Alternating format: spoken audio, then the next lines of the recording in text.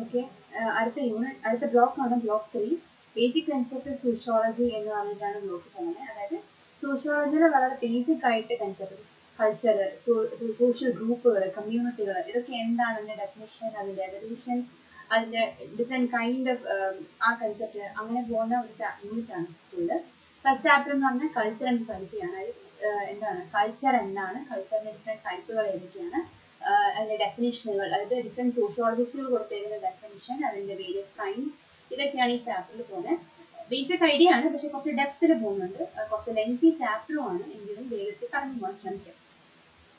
Okay, ഞാൻ full ടെക്സ്റ്റിന്റെ തന്നെ ഇമ്പോർട്ടൻ്റ് ആയിട്ടുള്ള പോയിന്റ് ആണ് ഞാൻ ഹൈലൈറ്റ് ചെയ്ത് വെച്ചിരുന്നത്. അപ്പം നിങ്ങൾ ഈ പോയിന്റ്സ് എടുത്ത് പഠിക്കുവാണെങ്കിൽ നിങ്ങൾക്ക് ഓർത്തിരിക്കാനും എളുപ്പമായിരിക്കും. ഞാനിപ്പോൾ എനിക്ക് തോന്നുന്നു ബുള്ളറ്റ് പോയിന്റ്സ് ഒക്കെ ഇങ്ങനെയൊക്കെ എന്തെങ്കിലും ടെക്സ്റ്റ് കാണുമല്ലോ. അപ്പോൾ ടെക്സ്റ്റ് റെഫർ ചെയ്യാനെങ്കിൽ ഇതേ പോയിന്റുകൾ നിങ്ങൾ ഹൈലൈറ്റ് ചെയ്താൽ മതി. നമുക്ക് ടെക്സ്റ്റ് നോക്കിയിട്ടാണ് ആക്കി വെച്ചിരുന്നത്. അപ്പോൾ നമുക്ക് നോക്കാം. കൾച്ചർ ആൻഡ് സൊസൈറ്റി എന്ന് പറഞ്ഞാൽ മ്യൂച്വലി ഇന്റർ ഡിപ്പെൻഡന്റ് ആണ്. പരസ്പരം എന്താണ് ഡിപ്പെൻഡ് ചെയ്തിരിക്കുന്ന രണ്ട് കൺസെപ്റ്റുകളാണ് കൾച്ചറും സൊസൈറ്റിയും. നമ്മൾ എല്ലാ കഴിഞ്ഞ ചാപ്റ്ററിലൊക്കെ പറഞ്ഞ പോലെ തന്നെ എഴുതുന്നത്. ഇനി എല്ലാ സൊസൈറ്റിക്കും എന്തുണ്ടായിരിക്കും? കൾച്ചർ ഉണ്ടായിരിക്കും. ഓരോ കൾച്ചറും ഡിസ്റ്റിങ്ക്റ്റ് ആയിരിക്കും. ഓരോ സൊസൈറ്റിയുടെ ഈ സൊസൈറ്റിയുടെ കൾച്ചർ അല്ല മറ്റത്. നമുക്കറിയാം ഇന്ത്യൻ സൊസൈറ്റിക്ക് വരുന്ന ഒരു കൾച്ചർ ഒരു വെസ്റ്റേൺ കൺട്രിക്ക് വരും, വെസ്റ്റേൺ സൊസൈറ്റിക്ക് പോകുന്നുണ്ട്. അപ്പൊ എന്താണ് ഡിസ്റ്റിങ്ക്റ്റ് ആണ്. ഈ society has their own culture. ഇനി നമ്മൾ ഈ ചാപ്റ്റർ നമ്മൾ നോക്കാൻ പോകുന്ന സൊസൈറ്റിനെ പറ്റിയിട്ടാണ് ചാപ്റ്റർ പഠിക്കുന്നത്. ആദ്യം വരുന്നത് നമുക്ക് എന്താണ് സൊസൈറ്റി എന്ന് പഠിക്കണം. റാൽഫ് ലിൻറ്റൺ എന്ന് പറയുന്ന വ്യക്തി അദ്ദേഹം സൊസൈറ്റിനെ എങ്ങനെ ഡിഫൈൻ ചെയ്തിരിക്കുന്നു എന്ന് ചോദിച്ചാൽ, it's an organised group of individuals. ഒരു ഗ്രൂപ്പ് ഓഫ് ഇൻഡിവിജ്വൽസിനെ നമ്മൾ ഓർഗനൈസ് ചെയ്ത് വെച്ചിരിക്കുന്നതിനെയാണ് സൊസൈറ്റി എന്ന് വിളിക്കുന്നത്, അല്ലെ? ആണ്. ഇനി വാട്ട് ഇസ് കൾച്ചർ എന്ന് ചോദിച്ചാൽ, culture is an organised group of learn responses characteristic of A particular society. ഏതെങ്കിലും ഒരു പർട്ടിക്കുലർ സൊസൈറ്റി എടുക്കുകയാണെങ്കിൽ ആ പർട്ടിക്കുലർ സൊസൈറ്റിയിലെ ആളുകൾ എന്താണ് അവരുടെ ലേൺ റെസ്പോൺസസ്, നമുക്കൊരു സിറ്റുവേഷൻ തന്നാൽ അതിനോട് എങ്ങനെ പ്രതികരിക്കണം എന്ന് പഠിച്ചു വെച്ചിരിക്കുന്നതിനെയാണ് നമ്മുടെ കൾച്ചർ എന്ന് നമ്മൾ വിളിക്കുന്നത്. നിങ്ങൾ തെറ്റിദ്ധരിക്കേണ്ട. അതായത് ഇപ്പോൾ നമുക്കറിയാം നമ്മുടെ ഒരു ഐഡിയയിൽ കൾച്ചർ എന്ന് പറഞ്ഞാൽ എന്താണ്? സംസ്കാരം. ഇപ്പോൾ നമ്മൾ ദൈവം, അത് നമ്മുടെ കൾച്ചർ അനുസരിച്ച് ദൈവം എന്ന കൺസെപ്റ്റ് എന്താണ്? റിലീജിയൻ എന്ന് വെച്ചാൽ എന്താണ്? നമ്മൾ പാരൻസിനെ അല്ലെങ്കിൽ എൽഡേഴ്സിനെ എങ്ങനെ റെസ്പെക്ട് ചെയ്യുന്നു? ഇങ്ങനെയൊക്കെയുള്ള ലേൺഡ് ഐഡിയോളജീസ് നമ്മൾ ഓൾറെഡി നമ്മുടെ പാരൻസിൽ നിന്നോ അല്ലെങ്കിൽ എൽഡേഴ്സിൽ നിന്നോ പകർന്ന് കിട്ടിയ ആ ഐഡിയോളജികളെയാണ് അല്ലെങ്കിൽ ഐഡിയകളെയാണ് നമ്മൾ എന്ത് വിളിക്കുന്നത്? നമ്മുടെ സംസ്കാരം എന്ന് വിളിക്കുന്നത്. കൾച്ചർ സൊസൈറ്റിയുടെ വളരെ ഇമ്പോർട്ടൻ്റ് ആയിട്ടുള്ള ഒരു പാർട്ടാണ്. ഇപ്പം ഒരു പർട്ടിക്കുലർ സൊസൈറ്റിക്ക് ഡിസ്റ്റിങ്ക്റ്റ് ആണെങ്കിലും വേറെ സൊസൈറ്റിയുമായിട്ട് കുറെ ഐഡിയോളജീസ് എന്ത് ചെയ്തിട്ടുണ്ടായിരിക്കാം. ഇപ്പൊ നമുക്ക് ഇന്ത്യ, നേപ്പാൾ അല്ലെങ്കിൽ ഇന്ത്യ, ഭൂട്ടാൻ എന്നൊക്കെ പറഞ്ഞു കഴിയുമ്പോഴത്തേക്കും അവർക്ക് എന്തുണ്ട്? കുറെ കൾച്ചറൽ ഐഡിയോളജീസ് എല്ലാം കുറെയൊക്കെ എന്തായിരിക്കും? സെയിം ആയിരിക്കും. സെയിം ഐഡിയോളജി ആയിരിക്കും പോകുന്നത്. ഇനി സൊസൈറ്റി എന്ന് പറഞ്ഞാൽ എന്താണ്? ആ സൊസൈറ്റിയിലെ പേഴ്സൺ, ആളുകൾ അല്ലെങ്കിൽ അവർ ഗ്രൂപ്പായിട്ട് നിൽക്കാം. ഇതാണ് സൊസൈറ്റി. അതേസമയം കൾച്ചർ എന്ന് പറഞ്ഞാൽ എന്താണ്? Culture is behaviour patterns. അതായത് നമ്മൾ എങ്ങനെ പെരുമാറുന്നു, നമ്മളൊരു സിറ്റുവേഷനോട് എങ്ങനെ പ്രതികരിക്കുന്നു, ഇതാണ് നമ്മുടെ കൾച്ചർ. ഒരു സൊസൈറ്റിയിലെ ഗ്രൂപ്പ് ഓഫ് ആളുകളുടെ ബിഹേവിയർ പാറ്റേണിനെയാണ് കൾച്ചർ എന്ന് നമ്മൾ വിളിക്കുന്നത്. കൾച്ചറിന്റെ ബേസിക് ഐഡിയാസ് ആണ്. പക്ഷെ കൾച്ചർ എന്താണെന്ന് ഡെഫിനിഷൻ ചോദിച്ചു കഴിഞ്ഞാൽ സോഷ്യോളജിസ്റ്റുകൾ നമുക്ക് തന്നേക്കുന്ന ഡെഫിനിഷൻ വേണം നിങ്ങൾ എഴുതാൻ. അതായിരിക്കും കുറച്ചുകൂടി ബെനഫിഷ്യൽ. ഇനി കൾച്ചർ എന്ന് പറഞ്ഞ സാധനം വളരെ ഇമ്പോർട്ടൻ്റ് ആണ്. കൾച്ചർ എന്ന ആ എലമെന്റ് എന്ത് ചെയ്യുന്നു? മനുഷ്യനെയും ആനിമലിനെയും ഡിഫറൻഷിയേറ്റ് ചെയ്യുന്നു. വ്യക്തിയെയും മൃഗത്തെയും ഡിഫറൻഷിയേറ്റ് ചെയ്യുന്നതാണ് സംസ്കാരം. അതായത് എന്തുണ്ട്? മനുഷ്യൻ എന്തുണ്ട്? സംസ്കാരമുണ്ട്. മൃഗത്തെ എന്ത് ചെയ്യുന്നില്ല? ആ ഒരു കൈൻഡ് ഓഫ് കൾച്ചർ അവർ കീപ്പ് ചെയ്യുന്നില്ല. ഇതാണ് അവരുടെ ബേസിക് ഡിഫറൻസ്. കൾച്ചർ നമ്മുടെ ആറ്റിറ്റ്യൂഡ്, നമ്മുടെ ബിലീഫ്, നമ്മുടെ വിശ്വാസങ്ങൾ, നമ്മുടെ വാല്യൂസ് ആൻഡ് നോംസ്, ഇതെല്ലാം ഷേപ്പ് ചെയ്യാൻ ഹെൽപ്പ് ചെയ്യുന്നത് ആരാണ്? കൾച്ചറാണ്. അതുകൊണ്ട് തന്നെയും കൾച്ചറിനെയും കൾച്ചർ എന്ത് ചെയ്യുന്നു? ഒരു പർട്ടിക്കുലർ സൊസൈറ്റിയിൽ ഒരു വ്യക്തി എങ്ങനെ ബിഹേവ് ചെയ്യുന്നു എന്നത് ഡിറ്റർമൈൻ ചെയ്യുന്നത് അവരുടെ കൾച്ചറാണ്. അതുകൊണ്ട് കൾച്ചറിനെയും സൊസൈറ്റി എന്ത് ചെയ്യാൻ പറ്റില്ല? നമുക്ക് സെപ്പറേറ്റ് ചെയ്യാൻ പറ്റത്തില്ല. ഇനി കൾച്ചറിന് ടൈലർ കൊടുത്ത ഡെഫിനിഷൻ എന്താണെന്ന് ചോദിച്ചു കഴിഞ്ഞാൽ, culture is that complex whole എന്നുള്ള ഒരു പൂർണ്ണമായ രൂപമാണ് കൾച്ചർ. വിച്ച് ഇൻക്ലൂഡ്സ്, അതിൽ എന്തൊക്കെയുണ്ട്? Knowledge, belief, art, morals, law, customs and any other capability acquired by a man as a member of society. ആ വാക്ക് ഇമ്പോർട്ടൻ്റ്. ഒരു സൊസൈറ്റിയിലെ മെമ്പർ എന്ന നിലയ്ക്ക് ആ സൊസൈറ്റിയിൽ നിന്ന് അയാൾക്ക് പകർന്നു കിട്ടിയ എന്തും അതാണ് കൾച്ചർ. എന്ത് പറഞ്ഞാൽ നോളജ് ആവാം, അയാളുടെ വിശ്വാസങ്ങളോ അല്ലെങ്കിൽ അയാളുടെ നിയമങ്ങളോ കസ്റ്റമോ എന്ത് തന്നെയായാലും ആ പർട്ടിക്കുലർ സൊസൈറ്റിയുടെ മെമ്പർ ആയതുകൊണ്ട് അവരിൽ നിന്ന് ആ ഒരു വ്യക്തിക്ക് കിട്ടിയ സാധനമാണ് കൾച്ചർ എന്ന് പറയുന്നത്. ഇതാണ് ആര് കൊടുത്ത ഡെഫിനിഷൻ? E.B. ടൈലർ. ഇനി എബ്രഹാം മറ്റൊരു ഡെഫിനിഷൻ കൊടുത്തിട്ടുണ്ട്. ഇനി രണ്ടോ മൂന്നോ ഡെഫിനിഷൻ നമുക്ക് ഈസി ആയിട്ട്, ഇനിയും കുറെ ഡെഫിനിഷൻ വരുന്നുണ്ട്. അപ്പൊ ഈസി ആയിട്ട് പോകുന്ന ഒന്നോ രണ്ടോ ഡെഫിനിഷൻ നിങ്ങൾ പഠിച്ചിരിക്കും. എല്ലാം കൂടെ പഠിക്കണം എന്നില്ല. എബ്രഹാം പറയുന്നത് it's A total way of life of A social group. ഒരു സോഷ്യൽ ഗ്രൂപ്പിന്റെ മുഴുവൻ ജീവിത രീതി, ഒരു മൊത്ത ജീവിത രീതി എങ്ങനെയാണോ അതിനെയാണ് നമ്മൾ സംസ്കാരം അഥവാ കൾച്ചർ എന്ന് വിളിക്കുന്നത്. അതായത് everything they are, they do and they have. അത് എന്താണോ, അവർക്ക് എന്തുണ്ടോ, അത് എന്ത് ചെയ്യുന്നു, ഇതെല്ലാം എന്താണ്? കൾച്ചറാണ്. ഇനി കൾച്ചർ ആൻഡ് ബയോളജി, അത് ഇമ്പോർട്ടൻ്റ് ആണ്. നമുക്ക് നമ്മൾ കോൺട്രാസ്റ്റ് ചെയ്ത് പറയുന്ന രണ്ട് ഐഡിയോളജിയാണ് കൾച്ചർ ആൻഡ് ബയോളജി. എന്താണ് ഡിഫറൻസ് എന്ന് നോക്കാം. കൾച്ചറും ബയോളജിയും കോൺട്രാസ്റ്റ് ചെയ്യുന്ന രണ്ട് ഐഡിയോളജികളാണ്. കൾച്ചറും ബയോളജിയും തമ്മിലുള്ള ഡിഫറൻസ് എന്താണെന്ന് ചോദിച്ചു കഴിഞ്ഞാൽ, ഹ്യൂമൻ സൊസൈറ്റിയിലേക്കും നമ്മൾ മനുഷ്യന്മാരെയും അതായത് ഹ്യൂമൻ സൊസൈറ്റിയെയും ആനിമൽസിനെയും കമ്പയർ ചെയ്യുമ്പോഴാണ് നമുക്ക് എന്ത് ചെയ്യുന്നത്, ബയോളജിയെ കൾച്ചറിൽ നിന്ന് ഡിഫറൻഷിയേറ്റ് ചെയ്യാൻ പറ്റുന്നത്. നമ്മുടെ ബയോളജിക്കൽ ആയിട്ടുള്ള ട്രേറ്റുകളാണ്, അതായത് ബയോളജിക്കലി നമുക്കുള്ള കുറച്ച് ട്രേറ്റുകളാണ് ഹങ്കർ, വിശപ്പ്, തേഴ്സ്റ്റ് അല്ലെങ്കിൽ സെക്സ് എന്നൊക്കെ പറയുന്നത് നമ്മുടെ എന്താണ് നമുക്ക് ബയോളജിക്കലി കിട്ടുന്നതാണ്. പക്ഷെ നമുക്ക് ഈ ഹങ്കർ, സെക്സ്, ഏർത്ത് അല്ലെങ്കിൽ ബയോളജി, ഇതൊക്കെ ബയോളജിക്കൽ ഫാക്റ്റ് ആണ്. പക്ഷെ ഇത് എങ്ങനെ ഉപയോഗിക്കുന്നു അല്ലെങ്കിൽ എങ്ങനെ പെർഫോം ചെയ്യുന്നു എന്നതാണ് നമ്മുടെ കൾച്ചർ. ഇപ്പൊ ആനിമൽസിനും നമുക്ക് മനുഷ്യന്മാർക്കും പൊതുവായുള്ള കോമൺ ട്രേറ്റുകളാണ്. നമുക്ക് വിശക്കുന്നു, അല്ലെങ്കിൽ നമുക്ക് സെക്സ് ഏർജ് ഉണ്ടാവുന്നു, അല്ലെങ്കിൽ നമ്മുടെ നമുക്ക് തേഴ്സ്റ്റ് ഉണ്ടാവുന്നു. ഇതെല്ലാം എന്താണ്? ബയോളജിക്കലാണ്. ഇത് മനുഷ്യന്മാർക്കും മൃഗങ്ങൾക്കും ഉണ്ടാവുന്നുണ്ട്. ബട്ട് മനുഷ്യനെ മൃഗത്തിൽ നിന്ന് ഡിഫറൻഷിയേറ്റ് ചെയ്യുന്ന ഘടകം എന്താണെന്ന് ചോദിച്ചാൽ നമുക്കിതിന്റെ അല്ലെങ്കിൽ എങ്ങനെ പെരുമാറണം, എങ്ങനെ സൊസൈറ്റിയിൽ എങ്ങനെ എന്ത് ചെയ്യണം എന്നുള്ളത് കൃത്യമായിട്ട് അറിയാം. അതാണ് മനസ്സിലായോ? മനുഷ്യന്മാരെ മൃഗങ്ങളിൽ നിന്ന് സെപ്പറേറ്റ് ചെയ്യുന്ന ഒരു ഫാക്ടറാണ് അത്. അതായത് സെക്സ് എന്ന് പറയുമ്പോൾ നമ്മൾ എന്താണ് ആ ഒരു മോറൽ വേ ഉണ്ട് നമുക്കത് പെർഫോം ചെയ്യുന്നതിന്. അതാണ് എന്ത് ചെയ്യുന്നത്, സൊസൈറ്റിയെയും അല്ലെങ്കിൽ മനുഷ്യനെയും മൃഗത്തിനെയും അല്ലെങ്കിൽ കൾച്ചറിനെയും ബയോളജിയെയും നമ്മൾ ഡിഫറൻഷിയേറ്റ് ചെയ്യുന്ന ഫാക്ടർ അതാണ്. ആ കൾച്ചർ ഉണ്ട് എന്നുള്ളതാണ് മനുഷ്യന്റെ ബയോളജിയും ആനിമലിന്റെ ബയോളജിയും ഡിഫറൻഷിയേറ്റ് ചെയ്യുന്ന factor.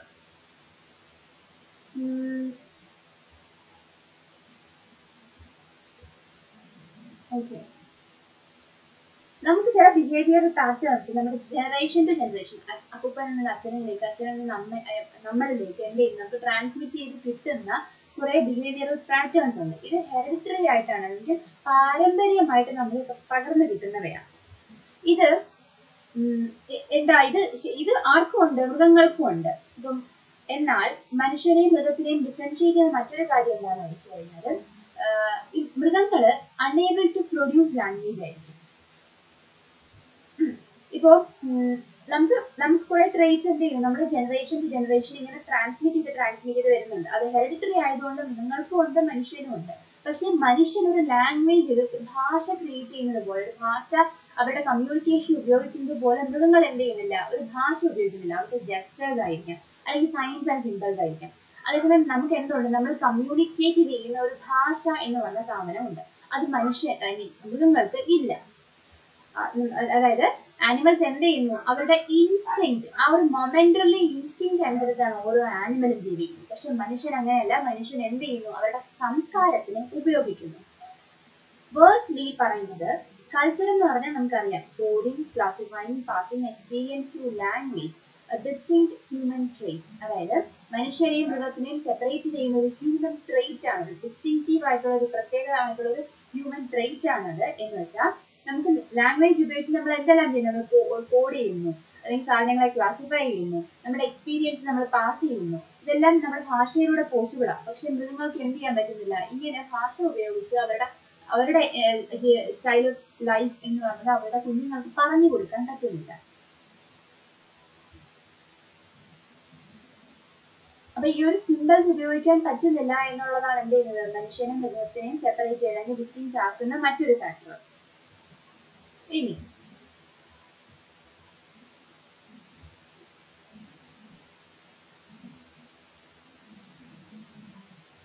Traits are the smallest elements of a culture. Many cultural traits, ഓരോ കൾച്ചറിലും ഉണ്ട് ഡിഫറെന്റ് കൈൻഡ്സ് ഓഫ് ട്രേറ്റുകൾ എക്സിസ്റ്റ് ചെയ്യുന്നുണ്ട്.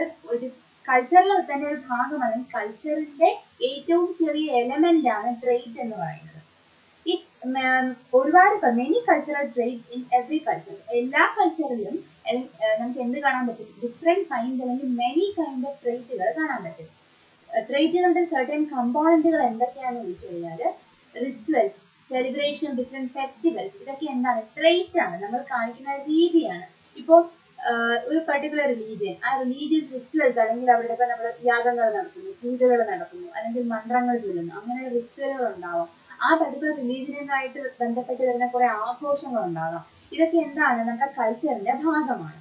ഇനി ഈവൻ ടച്ചിങ് ഫീറ്റ്, നമ്മൾ മുതിർന്നവരുടെ പാദം തൊട്ട് വരിക, അല്ലെങ്കിൽ ഹാൻഡ് ഷേക്ക് ചെയ്യുന്ന രീതി. ഹാൻഡ് ഷേക്കിംഗ് എന്താണ്? ഒരു വെസ്റ്റേൺ കൺസെപ്റ്റ്. പക്ഷെ ഇന്ത്യയിൽ നമ്മൾ എന്ത് ചെയ്യുന്നു? നമസ്തേ പറയുന്നു. ഇതൊക്കെ ഓരോ ഡിഫറെന്റ് കൈൻഡ് ഓഫ് ജസ്റ്റർ ആണ്. ഈ ജസ്റ്ററുകൾ എന്താണ്? കൾച്ചറിന്റെ ഭാഗമാണ്, നമ്മുടെ സംസ്കാരത്തിന്റെ ഭാഗമാണ്. അത് നമ്മുടെ ട്രേറ്റ് ആണ്. Touching feet, shaking hands, taking A particular diet. നമ്മളിപ്പോ ഒരു ഇപ്പൊ എന്താണ്, നമ്മുടെ ഇന്ത്യൻ നമ്മൾ ഗോമാതാവ് ദൈവമാണെന്ന് കരുതിയിട്ട് നോർത്ത് ഇന്ത്യയിൽ ആളുകൾ എന്ത് ചെയ്യുന്നില്ല? പശുവിനെ ഭക്ഷണമാക്കുന്നില്ല. പക്ഷേ ഇന്ത്യക്കകത്ത് തന്നെ കേരളത്തിൽ അല്ലെങ്കിൽ നോർത്ത് ഈസ്റ്റിലേക്ക് പോകുമ്പോഴത്തേക്ക് ഈ ഒരു കൺസെപ്റ്റ് ഇല്ല. ആളുകൾ എന്ത് ചെയ്യുന്നുണ്ട്? പശുവിനെ കഴിക്കുന്നുണ്ട്. അപ്പൊ ഡയറ്റിൽ എന്ത് ചെയ്യും? ഡിഫറൻസ് ഉണ്ട്. ഈ ഡയറ്റ് ഡിഫറൻസ് പോലും നമ്മുടെ കൾച്ചറിന്റെ ഭാഗമാണ്. വെയറിങ് എ സാരി, ഇതെല്ലാം എന്താണ്? ഈ ഡിഫറെന്റ് കൈൻഡ്സ് ഓഫ് ഡ്രസ് ഇടുക. ഇപ്പോ നമ്മൾ കറുത്ത വസ്ത്രം എന്ന് പറയുന്നത് മരണസമയത്ത് ഇടുന്നു, അല്ലെങ്കിൽ കാവ്യ വസ്ത്രം നമ്മൾ ക്ഷേത്രത്തിലേക്ക് പോകുമ്പോൾ ഇടുന്നു, അല്ലെങ്കിൽ എന്താണ് വിധവകൾ വെള്ള വസ്ത്രം ധരിക്കുന്നു. ഇതെല്ലാം എന്താണ്? നമ്മുടെ വസ്ത്ര രീതി പോലും നമ്മുടെ സംസ്കാരത്തിനെ ചൂണ്ടിക്കാട്ടുന്നവ ആണ്. കൾച്ചറൽ ട്രേറ്റ്സ് കമ്പൈൻ ടുഗെദർ ദേ പ്രൊഡ്യൂസ് കൾച്ചർ കോൺടെക്സ്റ്റ്. ഇത് ഇമ്പോർട്ടന്റ്. അതായത് ഡിഫറെന്റ് കൾച്ചറൽ ട്രേറ്റ്സ്, ഈ ട്രേറ്റ്സ് എന്ന് പറഞ്ഞാൽ ഒരു കൾച്ചറിനെ സൂചിപ്പിക്കുന്ന വളരെ ചെറിയ ഘടകങ്ങളാണ്. ഈ പല ഘടകങ്ങൾ, ആ രീതികൾ എന്ത് ചെയ്യുന്നു? ഒരു കൂട്ടം, ഒരു ഗ്രൂപ്പായിട്ട് എക്സിസ്റ്റ് ചെയ്യുന്നത് നമ്മൾ കൾച്ചർ കോംപ്ലക്സ് എന്ന് വിളിക്കുന്നു. അതാണ് കൾച്ചറൽ ട്രേറ്റ്. കുറെ കൾച്ചറൽ ട്രേറ്റ് ഒന്നിച്ച് വരുമ്പോൾ നമ്മൾ അതിനെ എന്ത് വിളിക്കുന്നു? കൾച്ചറൽ കോംപ്ലക്സ് എന്ന് വിളിക്കുന്നു.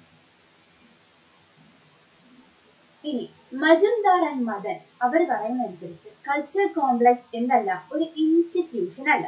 കൾച്ചർ കോംപ്ലക്സ് എന്ന് പറഞ്ഞൊരു ഇൻസ്റ്റിറ്റ്യൂഷൻ അല്ല. പക്ഷെ ഒരുപാട് ഇൻസ്റ്റിറ്റ്യൂഷനുകൾ പരസ്പരം ഇന്ററാക്ട് ചെയ്യുന്നതിന്റെ ഫലമായിട്ടുണ്ടാകുന്ന ഒരു ഒന്നാണ് കൾച്ചർ കോംപ്ലക്സ്. മനസ്സിലായോ? നമ്മളിപ്പോൾ റിലീജിയസ് ഇൻസ്റ്റിറ്റ്യൂഷൻ അല്ലെങ്കിൽ ഇൻസ്റ്റിറ്റ്യൂഷൻ അല്ലെങ്കിൽ ഓർഗനൈസേഷൻ എന്ന വാക്കിന്റെ അർത്ഥം സോഷ്യോളജിയിൽ സ്ഥാപനം എന്നുള്ളതല്ല. ഒരു റിലീജിയൻ അതൊരു ഇൻസ്റ്റിറ്റ്യൂഷൻ, ഒരു ഫാമിലി അതൊരു ഇൻസ്റ്റിറ്റ്യൂഷനാണ്.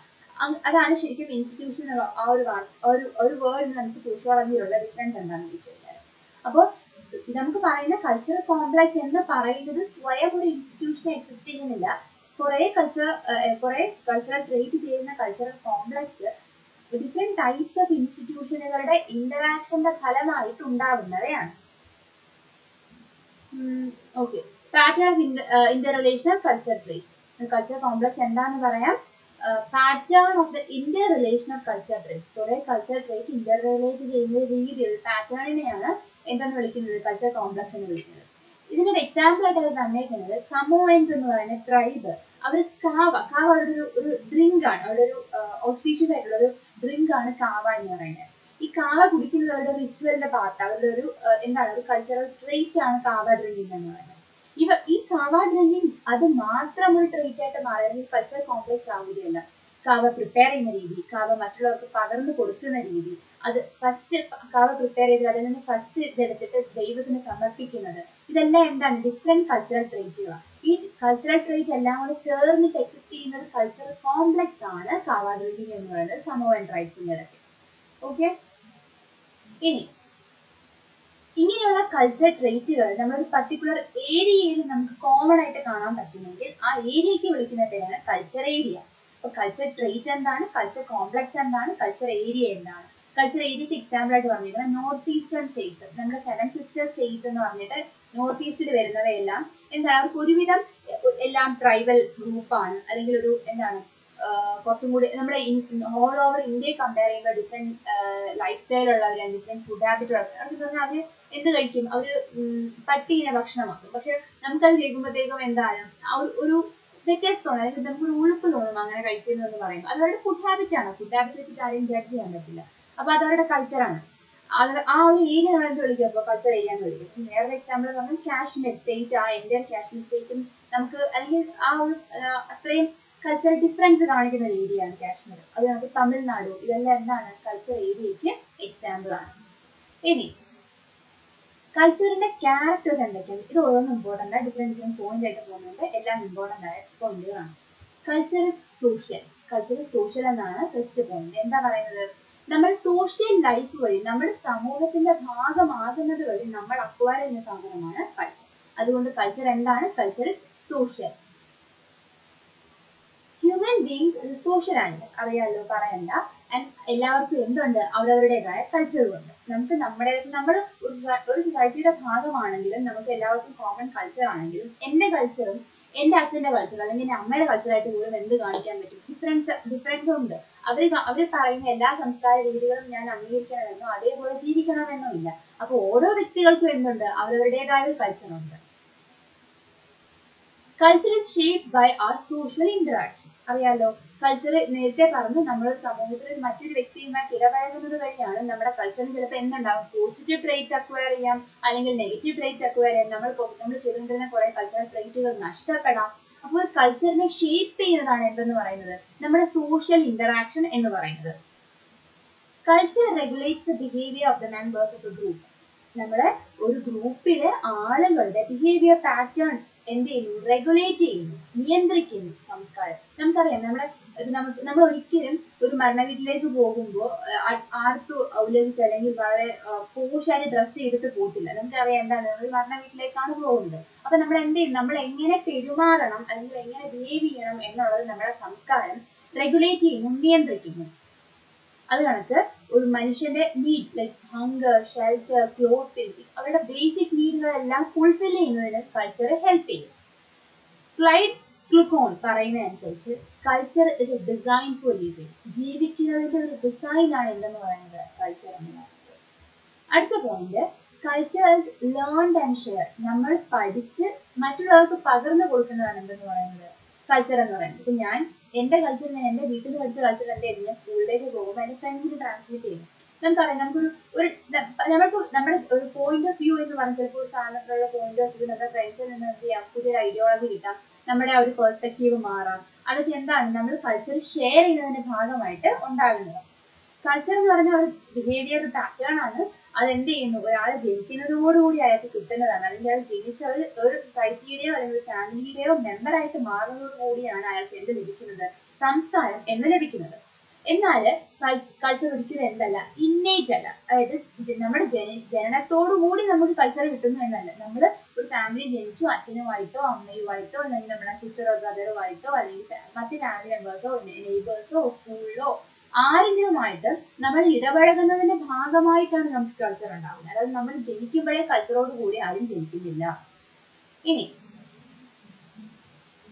അപ്പം ഒരു മനുഷ്യനെ ഹ്യൂമൻ ആക്കുക, അതായത് man becomes a human by acquiring culture. നമുക്ക് കൾച്ചർ കിട്ടുമ്പോഴാണ് എന്ത് ചെയ്യുന്നത്? മാൻ എന്ന വ്യക്തി, അതായത് മാൻ എന്താകുന്നു? ഹ്യൂമൻ ആകുന്നു എന്ന് പറയുന്നത്. മനുഷ്യൻ അതുകൊണ്ട് എന്താണ്? ഒരു കൾച്ചർ ബെയറിംഗ് ആനിമൽ ആണ്. സംസ്കാരമുള്ള മൃഗമാണ് എന്ത്? മനുഷ്യൻ.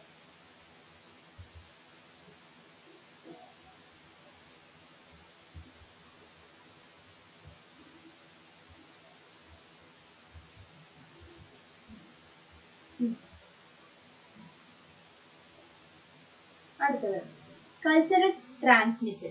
ട്രാൻസ്മിഷൻ ഓഫ് കൾച്ചർ എന്ന് പറഞ്ഞാൽ എന്നിൽ നിന്ന് എന്റെ കുട്ടിയിലേക്ക് അല്ലെങ്കിൽ എന്റെ അമ്മയിൽ നിന്ന് എന്നിലേക്ക് ജനറേഷൻ ടു ജനറേഷൻ എന്ത് ചെയ്യും? ഇതിങ്ങനെ പകർന്നു പൊക്കോണ്ടിരിക്കും. അതാണ് കൾച്ചർ ട്രാൻസ്മിറ്റഡ് ആണ് എന്ന് പറയുന്നത്.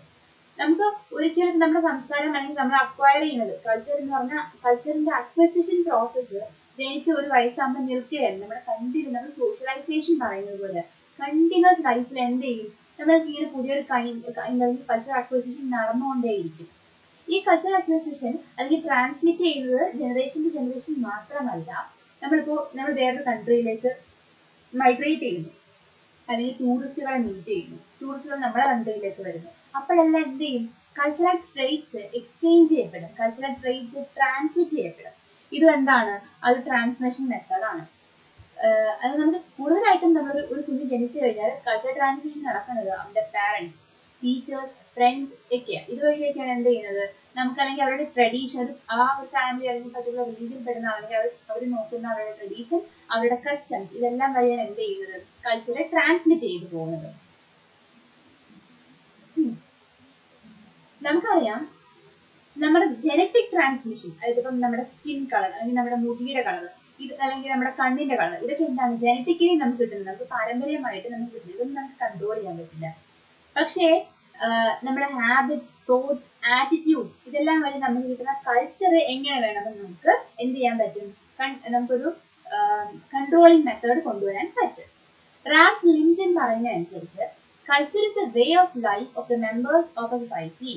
ഒരു സൊസൈറ്റിയിലെ ആളുകൾ, മെമ്പേഴ്സിന്റെ വേ ഓഫ് ലിവിങ്, നമ്മൾ നേരത്തെ ഡിസൈൻ ആണെന്ന് പറഞ്ഞ പോലെ തന്നെയുള്ളൂ ജീവിത രീതി, അവർ ജീവിക്കുന്ന വേ, അതിനെയാണ് കൾച്ചർ എന്ന് വിളിക്കുന്നത്. കൾച്ചർ സിംബോൾ, ഇതൊക്കെ ഓർത്തിരിക്കാൻ കേട്ടോ. റാൽഫ് ലിൻഡൻ എന്ത് പറഞ്ഞു, അല്ലെങ്കിൽ എബ്രഹാം എന്ത് പറഞ്ഞു, ടൈലർ എന്ത് പറഞ്ഞു, നിങ്ങളതൊക്കെ ഓർത്തിരിക്കുമ്പോൾ നിങ്ങൾ ആ പോയിന്റ് ആഡ് ചെയ്യാൻ ശ്രമിക്കുക. കൾച്ചർ സിംബോളിക്, അതായത് നമുക്കറിയാം, ഇപ്പം നമുക്ക് നമ്മുടെ ഇത് എന്താണ്, flag, national flag is actually a piece of cloth ആണ്. ഒരു കഷ്ണം തുണി മാത്രമാണ് ക്ലോത്ത്. പക്ഷേ നമ്മൾ അതിനൊരു മീനിങ് കൊടുത്തിട്ടുണ്ട്. നമ്മുടെ നാഷണൽ ഫ്ലാഗ് നമ്മളത് എന്ത് ചെയ്യുന്നു, ഇൻഡിപെൻഡൻസ് ഡേ, റിപ്പബ്ലിക് ഡേക്ക് നമ്മളത് ഹോയിസ്റ്റ് ചെയ്യുന്നു, അല്ലെങ്കിൽ നമ്മൾ അതിനെ സല്യൂട്ട് ചെയ്യുന്നു, നമ്മൾ അതിനെ ബഹുമാനിക്കുന്നു. ഇതൊക്കെ എന്താണ്, നമ്മൾ അതിന് കൊടുത്തൊരു റെസ്പെക്ട് ആണ്. എന്തുകൊണ്ടെന്ന് ചോദിച്ചാൽ national flag is actually a symbol of our culture. അത് നമ്മുടെ കൾച്ചറിനെ റെപ്രസെന്റ് ചെയ്യുന്ന ഒരു സിംബലാണ്. സിമ്പിൾ ആയിട്ട് പറയുവാണെങ്കിൽ നമ്മുടെ ക്രിസ്ത്യൻസിന്റെ ക്രോസ്, കുരിശ് എന്ന് പറയുന്നത് ജസ്റ്റ് എന്താണ്, ഇങ്ങനെ 2 ക്രോസ് വെച്ചിരിക്കുന്ന വുഡൻ പീസസ് ആണ്. എന്നാൽ ഇതിങ്ങനെ വെച്ച് കഴിയുമ്പോൾ നമ്മൾ എന്ത് ചെയ്യുന്നു, അതിന് ആ ജീസസ് ക്രൈസ്റ്റ് എന്നുള്ളൊരു സിംബോളിഫിക്കേഷൻ കൊടുക്കുന്നുണ്ട്. അത് നമ്മൾ എന്ത് ചെയ്യും, ആ ഒരു സിംബൽ ആയിട്ട് കണക്കാക്കും. അപ്പൊ കൾച്ചറിനെ നമുക്ക് എന്താക്കി കാണിക്കാൻ പറ്റും, ഒരു സിംബൽ ആയിട്ട് റെപ്രസെന്റ് ചെയ്യാൻ പറ്റും. അതിന് പർട്ടിക്കുലർ മീനിങ് അല്ലെങ്കിൽ വാല്യൂ കൊടുക്കാൻ പറ്റും. അതുകൊണ്ട് കൾച്ചർ എന്താണ്, സിംബോളിക്. ഇനി കൾച്ചർ ഇസ് ഡൈനാമിക്, അതായത് കൾച്ചർ ഒരിക്കലും സ്റ്റാറ്റിക്. ഇപ്പം നമുക്കൊരു കൾച്ചർ ഞാൻ ജനിച്ചപ്പോൾ എനിക്ക് കിട്ടി, ആ കൾച്ചർ അങ്ങനെ തന്നെ നിലനിന്ന് പോവുകയല്ല. എന്ത് ചെയ്യും, അത് ഒരുപാട് മാറ്റം ഉണ്ടാവും. സ്റ്റാറ്റിക് അല്ല, അത് ഡൈനാമിക് ആണ്, ചേഞ്ച് ചെയ്യുന്നുണ്ട്. അത് നാച്ചുറൽ ആണ്.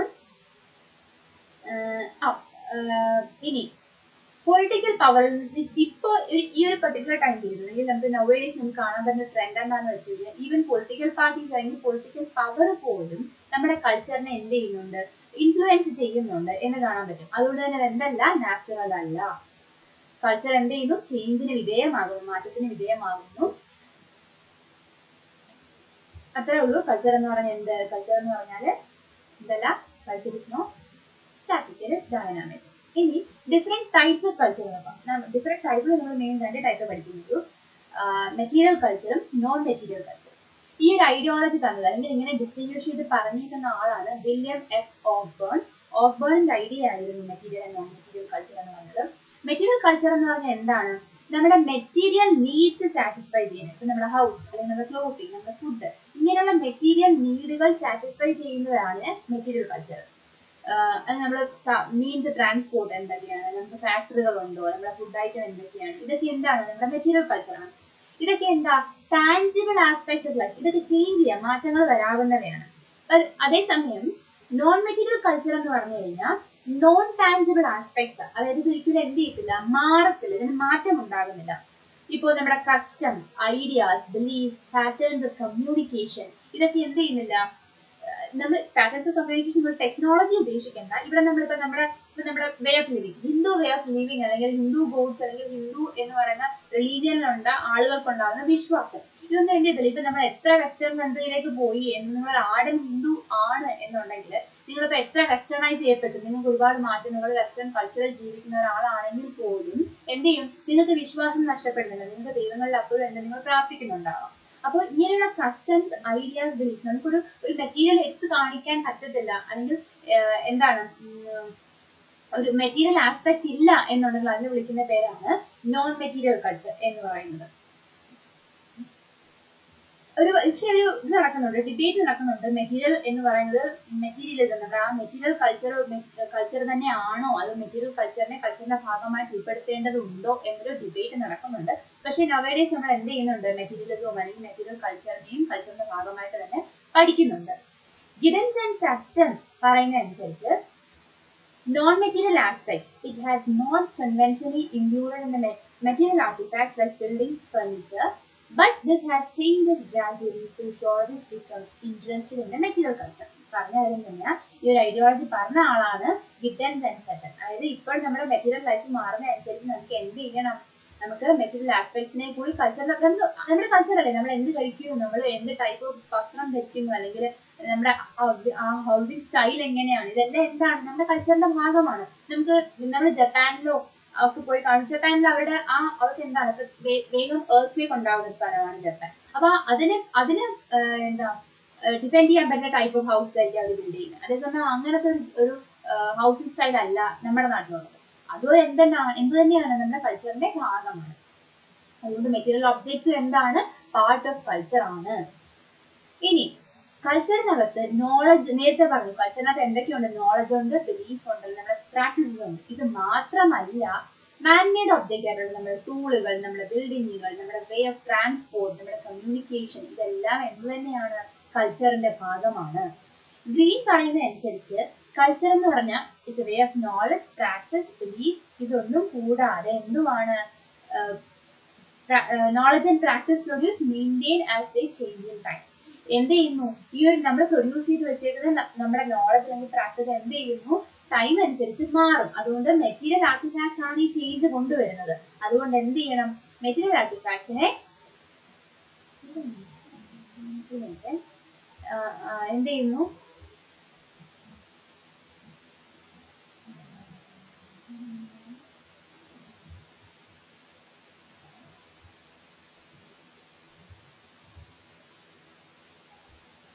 മെറ്റീരിയൽ ആർട്ടിഫാക്ട്സിനെ കൾച്ചറിന്റെ ഭാഗമായിട്ട് ഉൾപ്പെടുത്താൻ. ഇനി എലമെന്റ്സ് ഓഫ് കൾച്ചർ, കൾച്ചറിന്റെ എലമെന്റുകൾ എന്തൊക്കെയാണെന്നുള്ളത് ഇതും ഇമ്പോർട്ടന്റ് ആണ്. ഇത് ടെക്സ്റ്റ് പറഞ്ഞാൽ ഇത്രയും നിങ്ങൾ വാരി വലിച്ച് വെക്കേണ്ട, ഇമ്പോർട്ടന്റ് പോയിന്റ്സ് മാത്രം പഠിക്കുക. First one, language. ഭാഷ എന്ന് പറയുന്നത് കൾച്ചറിന്റെ വളരെ ഇമ്പോർട്ടന്റ് ആയിട്ടുള്ളൊരു എലമെന്റ് ആണ്. ഇനി കാരണം എന്ത് ചെയ്യുന്നു, നമുക്ക് day to day interaction with other people, മറ്റുള്ളവരുമായിട്ട് ഡെയിലി ബേസിസിൽ സംസാരിക്കാൻ, ഇടപഴകാൻ, കമ്മ്യൂണിക്കേറ്റ് ചെയ്യാൻ എന്ത് ഹെൽപ്പ് ചെയ്യും, ലാംഗ്വേജ് ഹെൽപ്പ് ചെയ്യും. ഇതാണ് എന്ത് ചെയ്യുന്നത്, ഹ്യൂമൻ ബീങ്സിനെയും മറ്റ് ആനിമൽ അല്ലെങ്കിൽ മറ്റ് സ്പീഷീസുമായിട്ട് ഹ്യൂമൻ ബീങ്സിനെ ഡിഫറൻഷിയേറ്റ് ചെയ്യുന്ന ഫാക്ടറാണ് ലാംഗ്വേജിന്റെ യൂസ് എന്ന് പറയുന്നത്.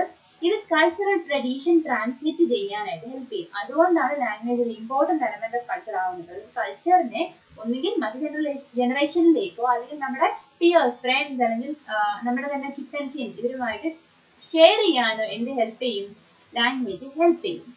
ചാർട്ടർ വോർഡ് ഹൈപ്പോത്തസിസ് അനുസരിച്ച് അവരുടെ തിയറിയാണത്. അതനുസരിച്ച് language is not given but it is culturally determined. അതായത് ഇപ്പൊ നമുക്ക് നോക്കാം, നമ്മൾ പറയുന്നത് ഇപ്പൊ നമ്മള് എന്താ പാവയ്ക്ക, നമ്മളത് പാവയ്ക്ക അല്ലെങ്കിൽ കൈപ്പയ്ക്ക എന്നൊക്കെ പറയാറില്ലേ. ഈ കൈപ്പയ്ക്ക എന്നുള്ളത് ചില സ്ഥലത്തൊക്കെ പറയുന്നുണ്ട്. നമ്മൾ കോമൺ പറയുന്നത് എന്താണ്, പാവയ്ക്ക എണ്ണ അല്ലെങ്കിൽ പോട്ടെ മുരിങ്ങിക്ക എന്ന് പറഞ്ഞ സാധനം. നമ്മളതിന് മുരിങ്ങിക്ക എന്ന് പേരിട്ടു, അതായത് നമ്മൾ പാവയ്ക്ക എന്ന് പേരിട്ടു. പക്ഷേ ഇംഗ്ലീഷ് ലാംഗ്വേജിലേക്ക് വരുമ്പോഴത്തേക്കും മുരിങ്ങിക്ക എന്താകും, ഡ്രം സ്റ്റിക്ക് ആകും.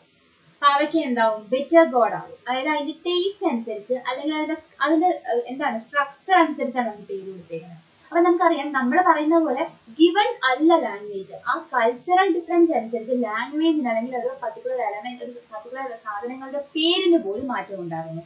നമ്മൾ ഡ്രം സ്റ്റിക്ക് എന്ന് പറയുന്നത് അതിന്റെ സ്റ്റിക്ക് പോലത്തെ ഡ്രം സ്റ്റിക്ക് എന്നും കയ്പായതുകൊണ്ട് ബിറ്റർ ഗോഡ് എന്നും പേര് കൊടുത്തതുപോലെ അല്ല നമ്മുടെ നാട്ടിൽ. നമ്മൾ അതിന്റെ എന്തനുസരിച്ചല്ല, അതിന്റെ സ്ട്രക്ചറോ അതിന്റെ ടേസ്റ്റോ അനുസരിച്ചിട്ടല്ല പേര് കൊടുത്തിരുന്നത്.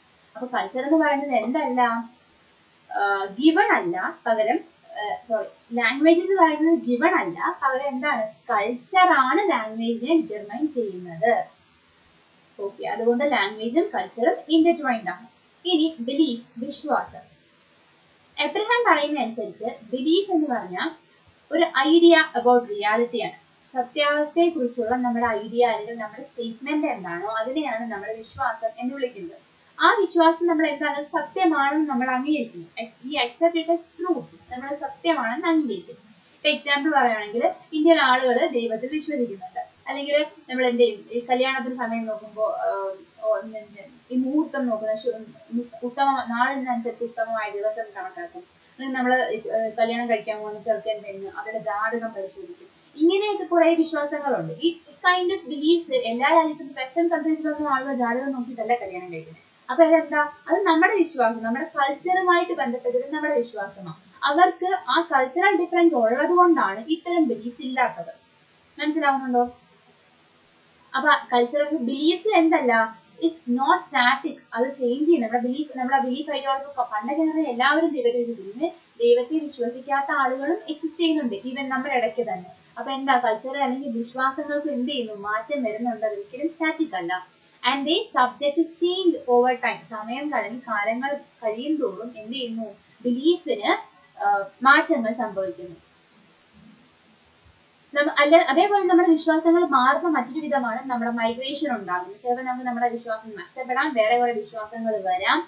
ഇതിന്റെ വെസ്റ്റേൺ കൺട്രീസിൽ പോയിട്ട് ഹിന്ദു ആയിരുന്ന ആളെ ക്രിസ്ത്യാനിറ്റിയിലേക്ക് കൺവേർട്ട് ചെയ്താലും വലിയ ഇതല്ല, വിഷയമല്ല. എന്താണ്, അവിടുത്തെ മെജോറിറ്റി ആളുകളും ക്രിസ്ത്യൻസ് ആണ്. അപ്പൊ ആ ഐഡിയോളജി ഇവിടെ തന്നെ ഇല്ലേ, എത്രയോ പേര് പെന്റക്കോസ്റ്റൽ റിലീജിയനിലേക്ക് എന്ത് ചെയ്തു, കൺവേർട്ട് ചെയ്യപ്പെടുന്നുണ്ട്. അപ്പൊ എന്താണ്, ബിലീഫുകൾ എന്ത് ചെയ്യാം, മാറാം.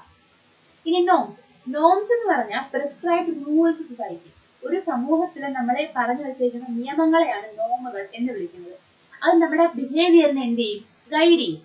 ഇനി സോഷ്യൽ നോംസ് എന്ന് പറയുന്നത് ഗ്രൂപ്പ് ഡെവലപ്ഡ് ആണ്, ഗ്രൂപ്പ് ഹെൽഡ് ആണ്. അതായത് ചില സ്റ്റാൻഡേർഡുകൾ, ഇങ്ങനെയൊക്കെ ആളുകളുടെ നിയമങ്ങൾ, അതായത് ആളുകൾ ഇങ്ങനെയൊക്കെ ചെയ്യണം, ഇങ്ങനെയൊക്കെ പ്രവർത്തിക്കണം, ഇങ്ങനെയൊക്കെ പെരുമാറാവൂ എന്ന് പറയുന്ന ഈ നിയമങ്ങൾ ഒരു ഗ്രൂപ്പ് ഓഫ് ആളുകൾ ഉണ്ടാക്കുകയും അവർ തന്നെ എന്ത് ചെയ്യും, നോക്കി പോരുകയും ചെയ്യും. അപ്പൊ അതെന്ത് ചെയ്യും, നോംസ് നമ്മുടെ ബിഹേവിയറിനെ റെഗുലേറ്റ് ചെയ്യുന്നത്, ബിഹേവിയറൽ പാറ്റേൺ എങ്ങനെ വേണം എന്നുള്ള തീരുമാനിക്കുന്ന ഇത്തരം നോമുകളാണ്. ഹർലംബസ് ആൻഡ് ഹെൽഡ് പറയുന്ന അനുസരിച്ച് എന്ത് ചെയ്യും, norms specific guide to action which defines acceptable and appropriate behaviour. നേരത്തെ പറഞ്ഞ കാര്യം തന്നെയാണ്, സമൂഹത്തിന് അംഗീകരിക്കപ്പെടാവുന്ന അല്ലെങ്കിൽ സമൂഹത്തിന് അപ്രോപ്രിയേറ്റ് ആയ നമ്മുടെ ബിഹേവിയറൽ പാറ്റേൺസ്, നമ്മുടെ പെരുമാറ്റ രീതികളെയാണ് നോമുകൾ എന്ന് വിളിക്കുന്നത്. ഓക്കെ, ഇത് സൊസൈറ്റി അനുസരിച്ച് മാറിക്കൊണ്ടിരിക്കാം. നമ്മുടെ സൊസൈറ്റിയിൽ ഉണ്ടാകുന്ന നോമുകൾ ആയിരിക്കത്തില്ല മറ്റൊരു സൊസൈറ്റിയിലേക്ക് പോകുന്നത്.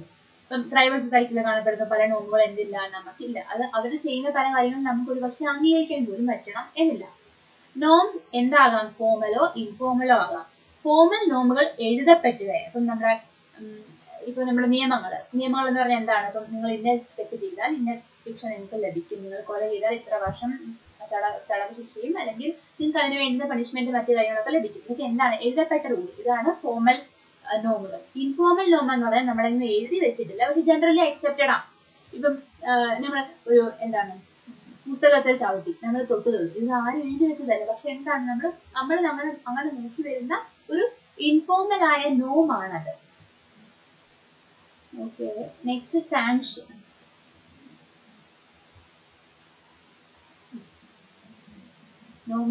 Norms are classified into norms നമുക്ക് മെയിനായിട്ട് മൂന്നായിട്ട് ക്ലാസിഫൈ ചെയ്യാം. ഫോക്ക്വേ, മോർ, ലോ. ഫോക്ക്വേ എന്ന് പറഞ്ഞാൽ വളരെ ഇൻഫോർമൽ ആയ നോമുകളാണ്, ഇൻഫോർമൽ ആയ റൂളുകളാണ് ഫോക്ക്വേ എന്ന് പറയുന്നത്. ഫോക്ക്വേക്കും ലോയ്ക്കും ഇടയ്ക്ക് വരുന്ന ഒരു ഇന്റർമീഡിയറ്റ് ആണ് മോറുകൾ എന്ന് പറഞ്ഞാൽ. നോക്കാം നമുക്ക് എന്താണ്. അപ്പോൾ ഇൻഫോർമൽ റൂളുകളെയാണ് ഫോക്ക്വേ എന്ന് വിളിക്കുന്നത്. അതുപോലെ നമ്മൾ എൽഡേഴ്സിന്റെ അടുത്തിരിക്കുമ്പോൾ നമ്മൾ മൂക്ക് ചോദിക്കാൻ പാടില്ല, അല്ലെങ്കിൽ തുമ്മുമ്പോൾ മൂക്ക് കവർ ചെയ്യണം. ഇതൊക്കെ എന്താ, നമുക്ക് ഇൻഫോർമൽ റൂളുകളാണ്. ഇനി മോറുകൾ എന്ന് പറഞ്ഞാൽ ഫോക്ക്വേയേക്കാൾ കുറച്ചും കൂടി ഇമ്പോർട്ടൻസ് ഉള്ളവയാണ്. ആ ഇമ്പോർട്ടൻസ് എന്ത് ചെയ്യുന്നത്, പർട്ടിക്കുലർ ഗ്രൂപ്പിന്റെ ടോട്ടൽ വെൽഫെയറിനെ എന്ത് ചെയ്യും, ഹെൽപ്പ് അല്ലെങ്കിൽ വെൽഫെയർ ഉണ്ടാവാൻ സഹായിക്കും. ഇതാണ് മോറുകൾ എന്ന് പറയുന്നത്. ഈ സമ്മർ പറയുന്നതനുസരിച്ച് വെൽഫെയർ റിലേറ്റഡ് ആയ ഫോക്ക്വേകളെയാണ് മോറുകൾ എന്ന് വിളിക്കുന്നത്. മനസ്സിലായല്ലോ. ഇനി ലോകൾ എന്ന് പറഞ്ഞാൽ മോറിൽ നിന്ന് വളർന്നു വന്നവയാണ് ലോ, നിയമങ്ങൾ എന്ന് പറയപ്പെടുന്നത്. ഇത് എസ്റ്റാബ്ലിഷ്ഡ് റിട്ടൺ റൂളുകളായിരിക്കും. അപ്പൊ സ്ട്രിക്ട്നെസ് അനുസരിച്ച് ഏറ്റവും സ്ട്രിക്റ്റസ്റ്റ് എന്ന് പറയുന്നത് എന്താണ്, സ്ട്രിക്റ്റസ്റ്റ് ആയിട്ടുള്ളത് ലോകളാണ്. അതിലും കുറവ് വരുന്നത് മോറാണ്. അതിൽ ഏറ്റവും സ്ട്രിക്ട്നെസ് കുറവുള്ളതാണ് ഫോക്ക്വേ എന്ന് പറയുന്നത്.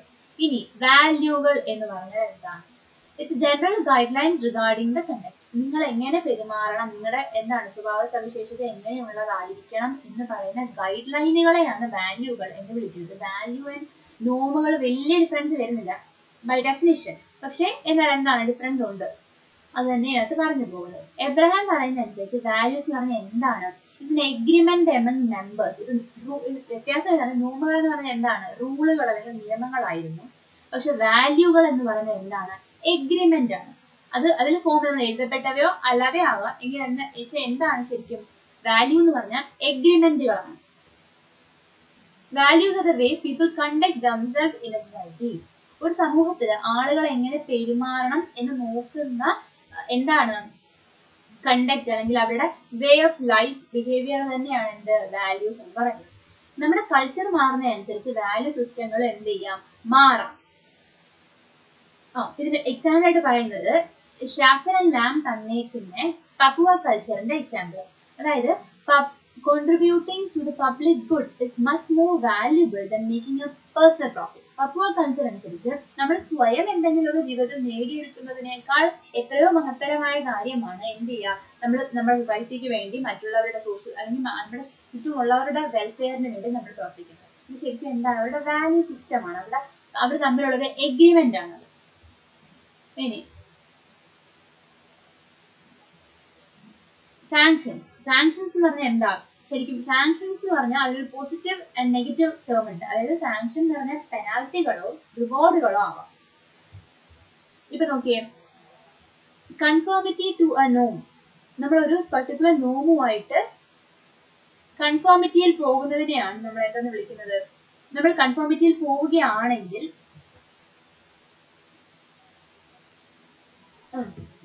നമ്മളൊരു പർട്ടിക്കുലർ നമുക്ക് നോമുണ്ട്, ആ നോമുമായിട്ട് നമ്മൾ കറക്റ്റ് ആയിട്ട് പോവുകയാണ്, നമ്മൾ അതിനൊത്തു പോവുക, അതിനെ പോസിറ്റീവ് വേയിൽ കാണുന്നു അല്ലെങ്കിൽ അതിനനുസരിച്ച് പെരുമാറുന്നു എങ്കിൽ അതെന്താണ്, നമുക്ക് അവിടെ റിവാർഡ് കിട്ടും, അല്ലെങ്കിൽ നമുക്ക് പ്രൈസ് കിട്ടും. അതേസമയം നമ്മുടെ നോമ്പ് വയലേറ്റ് ചെയ്താൽ നമുക്ക് എന്ത് കിട്ടും? നമുക്ക് ഫൈനുകളോ ഇംപ്രിസൺമെന്റ് കണക്കുള്ള പണിഷ്മെന്റുകളോ കിട്ടാം. ഷാഫർ ആൻഡ് ലാമിന്റെ ഐഡിയോളജി അനുസരിച്ച് നോംസ് ആൻഡ് സാങ്ഷൻ എന്ന് പറയുന്നത് നമ്മുടെ കൾച്ചറൽ വാല്യൂകളെയോ നമ്മുടെ കൾച്ചറൽ പ്രയോറിറ്റികളെയോ കാണിക്കും. നമ്മൾ ഏറ്റവും കൂടുതൽ പ്രയോറിറ്റി ഉള്ളവയായിരിക്കും നമ്മൾ എന്ത് ചെയ്യുന്നത്, ഏറ്റവും കൂടുതൽ സംരക്ഷിക്കാൻ ശ്രമിക്കുന്നത്. അപ്പൊ അവിടെ എന്ത് ചെയ്യും, നമുക്ക് കൂടുതൽ റിവാർഡുകൾ കിട്ടും, അല്ലെങ്കിൽ അത് തെറ്റിച്ചാൽ നമുക്ക് ഏറ്റവും വലിയ പണിഷ്മെന്റ് കിട്ടും. ഇതാണ് സാങ്ഷനുകൾ. ഇത്രയുമാണ് എലമെന്റ്സ് ഓഫ് കൾച്ചർ എന്ന് പറയുന്നത്. ഇനി കൾച്ചർ ആൻഡ് സിവിലൈസേഷൻ. കൾച്ചറും സിവിലൈസേഷനും തമ്മിലുള്ള ഡിഫറൻസ് എന്താണ്, അല്ലെങ്കിൽ അത് തമ്മിലുള്ള റിലേഷൻ എന്താണെന്ന് നോക്കാം. കൾച്ചർ ഇൻ സിവിലൈസേഷൻ എന്ന് പറഞ്ഞാൽ കൾച്ചർ ആൻഡ് ബയോളജി പോലെ കോൺട്രാസ്റ്റ് ചെയ്യുന്ന രണ്ട് ടേമുകളാണ്. പക്ഷെ ഓക്ബേൺ ആൻഡ് ലിംകോഫിന്റെ ഐഡിയോളജി പറയുന്നതനുസരിച്ച് സിവിലൈസേഷൻ എന്ന് പറയുന്നത് കൾച്ചറിന്റെ ഫർദർ ഡെവലപ്മെന്റൽ സ്റ്റേജ് ആണ്. അതായത് കൾച്ചർ ഡെവലപ്പ് ചെയ്ത് എത്തുന്ന പീക്ക് പോയിന്റ് അല്ലെങ്കിൽ പീക്ക് സ്റ്റേജ് ആണ് സിവിലൈസേഷൻ എന്ന് പറയുന്നത്. അത് കൾച്ചറിന് ഹൈ ഡെവലപ്മെന്റ് ഉണ്ടാകുമ്പോൾ, അത് കൂടുതൽ കോംപ്ലക്സ് അല്ലെങ്കിൽ മോർ ഇവോൾവ് ആകുമ്പോൾ, കൂടുതൽ എവല്യൂഷൻ ഉണ്ടാകുമ്പോഴാണ് എന്ത് ചെയ്യുന്നത്, സിവിലൈസേഷനിലേക്ക് മാറുന്നത്. ഹ്യൂമൻ സൊസൈറ്റി എന്ത് ചെയ്യും, അത് ഡെവലപ്പ് ചെയ്യും, അതിന് സോഷ്യൽ ആൻഡ് പൊളിറ്റിക്കൽ ഓർഗനൈസേഷൻ ഉണ്ടാവും. ഒരു പർട്ടിക്കുലർ കൾച്ചർ ഫർദർ ഡെവലപ്പ് ചെയ്യുന്നു, അതിന് പൊളിറ്റിക്കൽ സോഷ്യൽ ഓർഗനൈസേഷനുകൾ ഉണ്ടായാൽ അവിടെ എന്തായിട്ട് മാറും, ഒരു സിവിലൈസേഷൻ ആയിട്ട് മാറും. ഓക്കെ, ഇനി മജുംദാർ ആൻഡ് മദൻ അവരുടെ ഐഡിയോളജി അനുസരിച്ച് കൾച്ചർ എന്ന് പറഞ്ഞാൽ എന്താണ്? It's moral, spiritual and intellectual attainments of man. ഒരു മനുഷ്യന്റെ moral, spiritual and intellectual attainment, അവരുടെ നേട്ടങ്ങളെയാണ് എന്തെന്ന് വിളിക്കുന്നത്, നമ്മൾ കൾച്ചർ എന്ന് വിളിക്കുന്നത്. അത് സിംബലുകളോ വാല്യൂകളോ ആകാം. പക്ഷേ സിവിലൈസേഷൻ എന്താണ്? സിവിലൈസേഷൻ ഇസ് സെക്കൻഡറി, അതായത് ഇറ്റ്സ് സംതിങ് ഔട്ട്സൈഡ്. നമുക്ക് പുറമെ നമ്മുടെ കൾച്ചറിൽ നമ്മുടെ ആ ഒരു പർട്ടിക്കുലർ ഐഡിയ അല്ലെങ്കിൽ ആ ഒരു പർട്ടിക്കുലർ ഗ്രൂപ്പിന് പുറത്തു നിന്ന് വരുന്ന പുറത്തുള്ള ഫാക്ടറാണ് എന്തെന്ന് പറയുന്നത്, സിവിലൈസേഷൻ എന്ന് പറയുന്നത്. It's sum total of instruments of cultural life. നമ്മുടെ ഫുൾ കൾച്ചറിന്റെ തുക എന്ന് പറയുന്നതാണ് സിവിലൈസേഷൻ. ഇനി സിവിലൈസേഷൻ ഒരു യൂണിവേഴ്സൽ ഡെവലപ്മെന്റ് ആണ്. കൾച്ചർ എന്ന് പറഞ്ഞാൽ എന്ത് ചെയ്യും, പർട്ടിക്കുലാരിറ്റി കാണിക്കും അല്ലെങ്കിൽ സിംഗുലാരിറ്റി കാണിക്കും. ഒരു പർട്ടിക്കുലർ ഗ്രൂപ്പിന് മാത്രമേ കാണത്തുള്ളൂ. പക്ഷേ സിവിലൈസേഷൻ ഒരു വലിയ ഗ്രൂപ്പിനെ റെപ്രസെന്റ് ചെയ്യും. അതുകൊണ്ട് സിവിലൈസേഷൻ എന്ന് പറഞ്ഞാൽ എന്താണ്, beyond boundaries and it is broader concept. പക്ഷേ എന്നിരുന്നാലും സിവിലൈസേഷനേക്കാൾ എപ്പോഴും സുപ്പീരിയോറിറ്റി മെയിൻറ്റെയിൻ ചെയ്യുന്നത് കൾച്ചർ തന്നെയായിരിക്കും.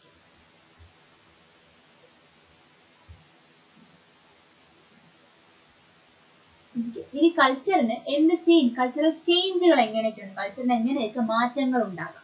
നേരത്തെ പറഞ്ഞു കൾച്ചർ എന്ന് പറഞ്ഞാൽ ഡൈനാമിക് ആണ്, അല്ലെങ്കിൽ എന്താണ് കൾച്ചർ എന്ന് പറഞ്ഞാൽ സ്റ്റാറ്റിക് അല്ല. അങ്ങനെയെങ്കിൽ നമ്മൾ നേരത്തെ പറഞ്ഞ എലമെന്റ്സ് ഓഫ് കൾച്ചർ സമയത്തിനനുസരിച്ച് ടൈം ടു ടൈം എന്തുണ്ടാകുന്നു, മാറ്റങ്ങൾ ഉണ്ടാകുന്നു അല്ലെങ്കിൽ ചേഞ്ചുകൾ ഉണ്ടാകുന്നു. നമ്മുടെ ഈറ്റിംഗ് ഹാബിറ്റ്സ്, നമ്മുടെ ഡ്രസ്സിംഗ് പാറ്റേൺ, നമ്മുടെ വേ ഓഫ് ലിവിങ്, നമ്മുടെ പ്രാർത്ഥന, നമ്മുടെ വിശ്വാസങ്ങൾ എല്ലാം എന്ത് ചെയ്യും, നമ്മുടെ family types of family system, നമ്മുടെ എഡ്യൂക്കേഷൻ, നമ്മുടെ കാസ്റ്റ് ഇതെല്ലാം എന്ത് ചെയ്യും, സമയാനുസൃതമായിട്ട് മാറ്റങ്ങൾ ഉണ്ടാകുന്നവയാണ്. അതെല്ലാം എന്താണ്, കൾച്ചറിനെ ഡിനോട്ട് ചെയ്യുന്നവയാണ്. അതുകൊണ്ട് എന്ത് പറയാം, കൾച്ചറിന് മാറ്റം ഉണ്ടാകുന്നു എന്ന് പറയാം.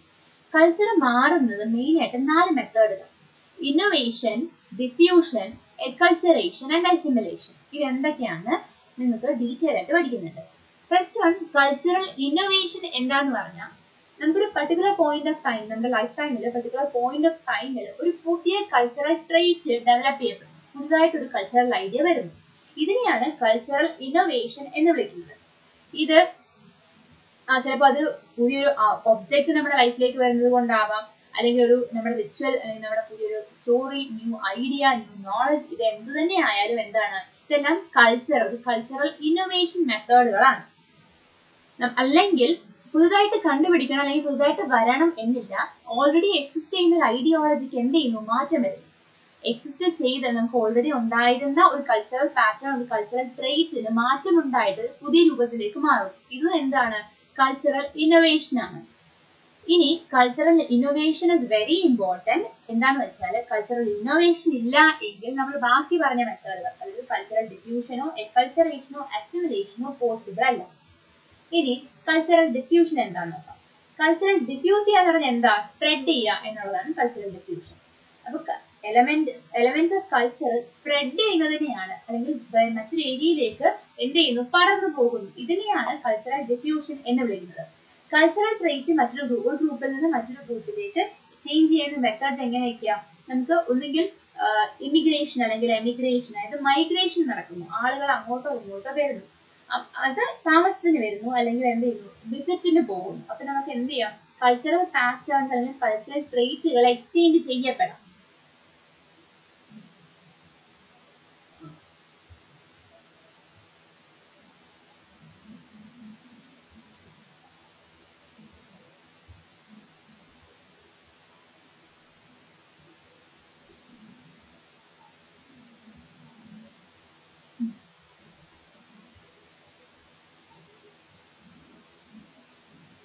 കൾച്ചറൽ ഡിഫ്യൂഷൻ 2 ലെവലിലാണ് മെയിൻ ആയിട്ട് നടക്കുന്നത്. ഡിഫ്യൂഷൻ ഓഫ് മെറ്റീരിയൽ കൾച്ചറും ഡിഫ്യൂഷൻ ഓഫ് നോൺ മെറ്റീരിയൽ കൾച്ചറും. മെറ്റീരിയൽ കൾച്ചറും നോൺ മെറ്റീരിയൽ കൾച്ചറും നമ്മൾ ഓൾറെഡി പറഞ്ഞതാണ്. വില്യം ഓഫ് ഓക്ബേണിന്റെ ഐഡിയ ആയിരുന്നു മെറ്റീരിയൽ നോൺ മെറ്റീരിയൽ കൾച്ചർ. ഈ ഒരു ഐഡിയയും അദ്ദേഹത്തിന് തന്നെയാണ്.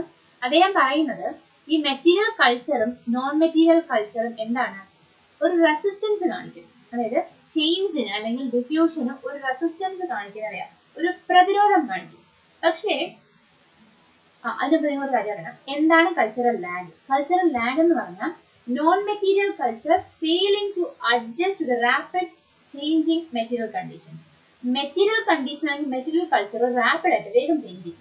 അതേസമയം നോൺ മെറ്റീരിയൽ കൾച്ചറിന് അത്രയും എന്തുണ്ടാവത്തില്ല, വേഗം മാറ്റം ഉണ്ടാവത്തില്ല. നേരത്തെ ഞാൻ പറഞ്ഞത് നമ്മളൊരു ടെക്നോളജി, നമുക്കൊരു പുതിയ എന്താണ് ഒരു പുതിയ ഐഡിയ അല്ലെങ്കിൽ പുതിയ പുതിയ ടെക്നോളജി, പുതിയ ടൈപ്പ് ഓഫ് കമ്പ്യൂട്ടർ അല്ലെങ്കിൽ മൊബൈൽ ഫോൺ ഏതോ ഒരു രാജ്യത്ത് കണ്ടുപിടിച്ചു. ആ ടെക്നോളജി വേഗം എന്ത് ചെയ്യും, നമ്മുടെ കൺട്രിയിലേക്ക് സ്പ്രെഡ് ചെയ്യും. നമ്മൾ എന്ത് ചെയ്യും, നമ്മുടെ പഴയ ഫോൺ മാറ്റി പുതിയ ആ ഫോൺ മേടിക്കാൻ. അപ്പൊ ഇതെന്താണ്, വേഗം സ്പ്രെഡ് ചെയ്യും, മെറ്റീരിയൽ കൾച്ചർ വേഗം സ്പ്രെഡ് ചെയ്യും.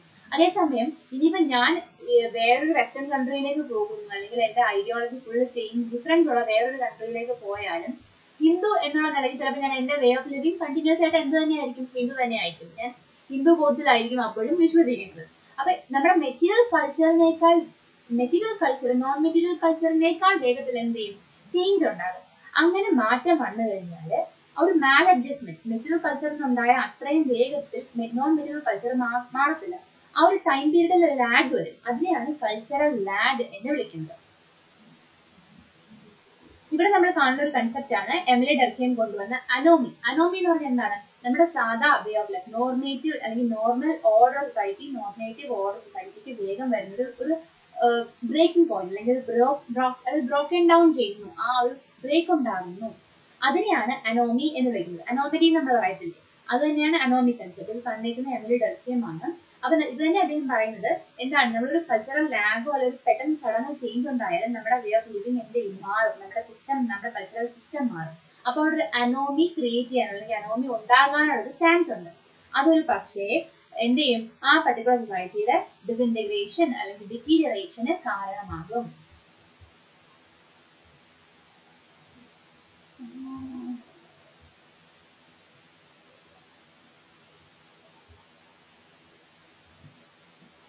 ഓക്കെ. അടുത്തത് എക്കൾച്ചറേഷൻ. എന്താണ് എക്കൾച്ചറേഷൻ? നേരത്തെ പറഞ്ഞു കൾച്ചറൽ ഡിഫ്യൂഷൻ എന്ത് ചെയ്യും? കൾച്ചറൽ കോണ്ടാക്റ്റിനെ കൊണ്ടുവരും. അറിയാലോ, കൾച്ചറൽ ഡിഫ്യൂഷൻ എന്ന് പറഞ്ഞാൽ സ്പ്രെഡിങ് ആണ്. ഒരു കൾച്ചർ മറ്റൊരു രാജ്യത്തേക്കോ അല്ലെങ്കിൽ ഒരു വ്യക്തി വഴി എന്ത് ചെയ്യും? സ്പ്രെഡ് ചെയ്യുന്നു. അപ്പൊ ഡിഫറെന്റ് കൾച്ചറുള്ള രണ്ട് ആളുകൾ എന്ത് ചെയ്യും? കൂട്ടിമുട്ടും അല്ലെങ്കിൽ കണ്ടുമുട്ടും. അവിടെ രണ്ട് കൾച്ചറുകളാണ് എന്ത് ചെയ്യുന്നത്? തമ്മിൽ കൊളൈഡ് ചെയ്യുന്നത്, അല്ലെങ്കിൽ ഒരു കൾച്ചറൽ കോണ്ടാക്ട് ഉണ്ടാകുന്നു അവിടെ. അപ്പൊ അവിടെ എന്ത് ചെയ്യാം? ഒന്നെങ്കിൽ ഐഡിയാസ് ഇന്റർചേഞ്ച് ചെയ്യപ്പെടാം, അല്ലെങ്കിൽ ഇതിനകത്ത് മേജർ ഐഡിയ മൈനർ ഐഡിയയെ ഡോമിനേറ്റ് ചെയ്യാം. എങ്ങനെ വേണമെങ്കിലും മാറ്റം ഉണ്ടാകാം. ഈ ഒരു ഇൻഫ്ലുവൻസ്, ഈ ഒരു ചേഞ്ച് എന്ന് പറയുന്നത് നെഗറ്റീവോ പോസിറ്റീവോ ആകാം. എങ്ങനെയായാലും എന്ത് ചെയ്യാം? ഒരാളുടെ കൾച്ചറിന് ചേഞ്ച് ഉണ്ടാകും. ഇതുമൂലം എന്ത് ചെയ്യും? ആ മോഡിഫിക്കേഷൻ വന്ന് least partial modification of one culture or resultant substantial transformation. ഈ ഒരു ചേഞ്ച് ഉണ്ടാകുന്നു, എക്കൾച്ചറേഷൻ സംഭവിക്കുന്നു. അതായത് ഒരു particular kind of cultural trait ഇല്ലാതാകുന്നു, അല്ലെങ്കിൽ അതിന് മാറ്റം സംഭവിക്കുന്നു. ഇതിനെയാണ് എക്കൾച്ചറേഷൻ എന്ന് വിളിക്കുന്നത്.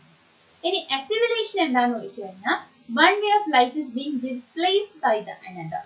ഒരു വേ ഓഫ് ലൈഫ് അല്ലെങ്കിൽ ഒരു കൾച്ചറൽ ട്രേറ്റിനെ ഒന്നിനെ മാറ്റിയിട്ട് വേറെ ഒരെണ്ണം കൊണ്ട് റീപ്ലേസ് ചെയ്യപ്പെട്ടാൽ അതാണ് അസിമിലേഷൻ. ഇപ്പോ എന്താ, ഒരു മൈനോറിറ്റി ഗ്രൂപ്പ് ഒരു മെജോറിറ്റി ഗ്രൂപ്പായിട്ട് കണ്ടുമുട്ടുക. കുറെ മുസ്ലിം ആളുകൾ, ഇപ്പൊ നമ്മുടെ സിറിയ അവിടെയൊക്കെ വാറും കോൺഫ്ലിക്റ്റും നടക്കുന്ന കുറെ റെഫ്യൂജീസ് എന്ത് ചെയ്യും? മറ്റു കൺട്രിയിലേക്കൊക്കെ ചേക്കേറും. അവരവിടെ വന്നിട്ട് എന്ത് ചെയ്യും? അവരുടെ വേ ഓഫ് ലിവിങ്, അതായത് നമ്മൾ അവരുടെ എങ്ങോട്ടാണോ മൈഗ്രേറ്റ് ചെയ്യുന്നത് ആ മൈഗ്രേറ്റ് ചെയ്യപ്പെട്ട ആളുകളുടെ വേ ഓഫ് ലിവിങ് അക്സെപ്റ്റ് ചെയ്യാൻ ശ്രമിക്കും. കാരണം അവർക്ക് എന്ത് ചെയ്യാൻ പറ്റില്ല, അവർക്ക് കണ്ടിന്യൂസ് ആയിട്ട് റെഫ്യൂജി എന്ന നിലയ്ക്ക് അവിടെ എക്സിസ്റ്റ് ചെയ്യാൻ പറ്റില്ല. അപ്പൊ അവർക്ക് എന്ത് ചെയ്യണം? സാധാരണ ആളുകളുമായിട്ട് അല്ലെങ്കിൽ ആ ആളുകളായി ജീവിക്കേണ്ടി വരും. അവിടെ അവർക്ക് എന്ത് ചെയ്യേണ്ടി വരും? അവരുടെ കൾച്ചറൽ പാറ്റേണുകൾ, കൾച്ചറൽ ട്രീറ്റുകൾ കളഞ്ഞിട്ട് ഇപ്പോൾ ഉള്ളവരുടെ അല്ലെങ്കിൽ ആ മെജോറിറ്റി കൺട്രിയുടെ കൾച്ചറൽ പാറ്റേണുകൾ അക്സെപ്റ്റ് ചെയ്യേണ്ടി വരും. ഇതിനെയാണ് അസിമിലേഷൻ എന്ന് വിളിക്കുന്നത്. ഇനി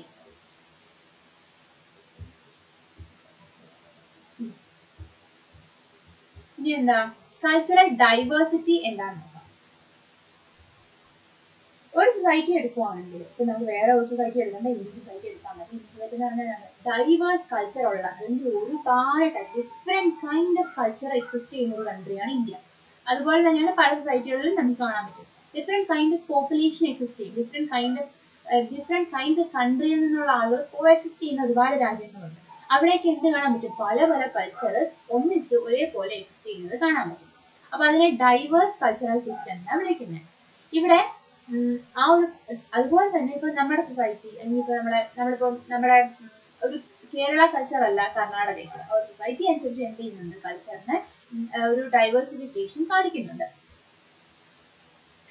നമുക്ക് ഡിഫറെന്റ് കൈൻഡ്സ് ഓഫ് കൾച്ചർ നോക്കുകയാണെങ്കിൽ, ഡൈവേഴ്സിറ്റി ഓഫ് കൾച്ചർ നോക്കുകയാണെങ്കിൽ മെയിൻ ആയിട്ട് സബ് കൾച്ചർ, കൗണ്ടർ കൾച്ചർ, അതിനുശേഷം വരുന്ന കൾച്ചറൽ ഷോക്ക്, ഇത് മൂന്നുമാണ് പഠിക്കാനുള്ളത്. ഫസ്റ്റ് വൺ സബ് കൾച്ചർ എന്താണെന്ന് നോക്കാം. ഒരു ലാർജർ ഡൊമിനന്റ് കൾച്ചറിനകത്ത് വരുന്ന ഒരു കൾച്ചറിനെയാണ് സബ് കൾച്ചർ എന്ന് വിളിക്കുന്നത്. ഒരു കൾച്ചറിന്റെ സബ് ആയിട്ട് വരും. ഇപ്പൊ കോംപ്ലക്സ് സൊസൈറ്റികളിൽ നമ്മൾ നോക്കുവാണെങ്കിൽ അതിനകത്ത് ഒരുപാട് സബ് കൾച്ചറുകൾ കാണാൻ പറ്റും. ഷേക്കർ ആൻഡ് ലാമിന്റെ ഐഡിയ അനുസരിച്ച് സബ് കൾച്ചർ എന്ന് പറഞ്ഞാൽ എന്താണ്? It's segment of society. അത് ഒരു വ്യത്യാസത്തോടെ വരുന്നത് എന്താ വെച്ചാൽ, it's A distinctive pattern of more profit and values which differ from the pattern of larger society. നേരത്തെ പറഞ്ഞു ഒരു ലാർജ് സൊസൈറ്റിക്ക് അകത്ത് വരുന്നതാണ് എന്ത്? സബ് കൾച്ചർ എന്ന് കരുതി നമ്മൾ നേരത്തെ പറഞ്ഞ മേജർ കൾച്ചറിന്റെ ട്രേറ്റുകൾ അല്ലെങ്കിൽ അതിന്റെ മിനിയൻ ഫോമുകൾ അല്ല സബ് കൾച്ചർ. കുറച്ച് വ്യത്യാസം കാണിക്കുന്നവരെ ആകാം. അല്ലാതെ എന്ത് ചെയ്യുന്നില്ല, മേജർ കൾച്ചറിന്റെ മിനിയേച്ചർ ഫോമിൽ എക്സിസ്റ്റ് ചെയ്യുന്നവരല്ല, ഡിഫറൻസ് ഉള്ളവരാണ്. ഇതിനെയാണ് സബ് കൾച്ചർ എന്ന് വിളിക്കുന്നത്. ഇതാണ് ഷേക്കർ ആൻഡ് ലാം തന്ന ഐഡിയ. എബ്രഹാമും ഇത് തന്നെയാണ് പറയുന്നത്. എന്താണ് എബ്രഹാം പറയുന്നത് അനുസരിച്ച് നമ്മുടെ സബ് കൾച്ചർ എന്ന് പറഞ്ഞാൽ partial miniature form of major culture അല്ല, പകരം എന്താ അവർക്ക് യുണീക് പാറ്റേൺ അല്ലെങ്കിൽ യുണീക് എക്സിസ്റ്റൻസ് ഉള്ള കൾച്ചറുകളെയാണ് നമ്മൾ സബ് കൾച്ചർ എന്ന് വിളിക്കുന്നത്. ഇപ്പൊ കൾച്ചറുകൾ നമ്മുടെ ഓക്കുപേഷൻ അനുസരിച്ച്, പൊളിറ്റിക്കൽ പാർട്ടികളുടെ എക്സിസ്റ്റൻസ് അനുസരിച്ച് ഇങ്ങനെയൊക്കെ എന്ത് ചെയ്യും? കൾച്ചറുകൾ ഡെവലപ്പ് ചെയ്യും. അതുകൊണ്ട് തന്നെ പല ഡിഫറെന്റ് കൈൻഡ് ഡീവിയന്റ് ആയിട്ടുള്ള അല്ലെങ്കിൽ വ്യത്യസ്ത തരത്തിലുള്ള സബ് കൾച്ചറുകൾ കാണാൻ പറ്റും. വേറെ ഒരു ഐഡിയ, ഇപ്പൊ നമ്മുടെ സാധാ ഒരു സൊസൈറ്റി ഒരു പെർട്ടിക്കുലർ കൾച്ചർ ഉണ്ട്. അതിനകത്ത് ഒരു ഗ്രൂപ്പ് ഓഫ് ഈ ക്രിമിനൽ ഗാങ്ങുകൾ അല്ലെങ്കിൽ മാഫിയ, ഡ്രഗ് അഡിക്റ്റുകളുടെ ഒരു ഗ്രൂപ്പ്, ഇവർക്കെല്ലാം എന്തായിരിക്കും? ഒരു ഡീവിയന്റ് കൾച്ചർ, ഒരു വേറെ സബ് കൾച്ചർ കാണിക്കാൻ കാണും. ഇത് എന്താ നോർമലി കാണപ്പെടുന്ന ഒരു സബ് കൾച്ചർ അല്ല, പക്ഷെ അവരുടെ വേ ഓഫ് ലിവിങ് അങ്ങനെയാണ്. എന്താണ്, ഡ്രഗ് അഡിക്റ്റ് ആണ്. അപ്പൊ അവരുടെ രീതി അങ്ങനെ, അവരുടെ സംസ്കാരം ഇതാണ്. അപ്പൊ അതെന്താണ്, ഒരു ഡീവിയന്റ് സബ് കൾച്ചർ ആണെന്ന് പറയാൻ പറ്റും. അതിന് എക്സാമ്പിൾ ആയിട്ട് അവർ പറഞ്ഞിരിക്കുന്ന അമേരിക്കൻ സൊസൈറ്റിയിൽ ഇപ്പൊ ന്യൂ ഇംഗ്ലണ്ട് എന്ന് പറഞ്ഞ സ്ഥലത്ത്, അല്ലെങ്കിൽ സദേൺസ്, അല്ലെങ്കിൽ ടെക്സസ് എന്ന് പറഞ്ഞ സ്ഥലത്ത് ഇവരെല്ലാം ഓരോരോ ഡിഫറെന്റ് കൾച്ചർ കാണിക്കുന്നവരാണ്. അതുകൊണ്ട് നമ്മൾ ഇതിനെല്ലാം ഡിഫറെന്റ് സബ് കൾച്ചേഴ്സ് ആയിട്ടാണ് ട്രീറ്റ് ചെയ്യുന്നത്. ഒരു രാജ്യത്തെ യൂത്ത്, ഒരു എന്താണ് യങ് മെമ്പേഴ്സ് എല്ലാം കൂടെ, അവർക്ക് ചിലപ്പം അവരുടെ വേ ഓഫ് ലിവിങ് ഓൾഡർ മെമ്പേഴ്സുമായിട്ട് അക്സെപ്റ്റ് ചെയ്തൊന്നുമില്ലെങ്കിൽ ഒന്നിച്ച് പോകുന്നത് ഓൾഡർ മെമ്പേഴ്സിന്റെ എല്ലാ ഐഡിയോളജി അക്സെപ്റ്റ് ചെയ്ത് ജീവിക്കുന്നവരാകത്തില്ല.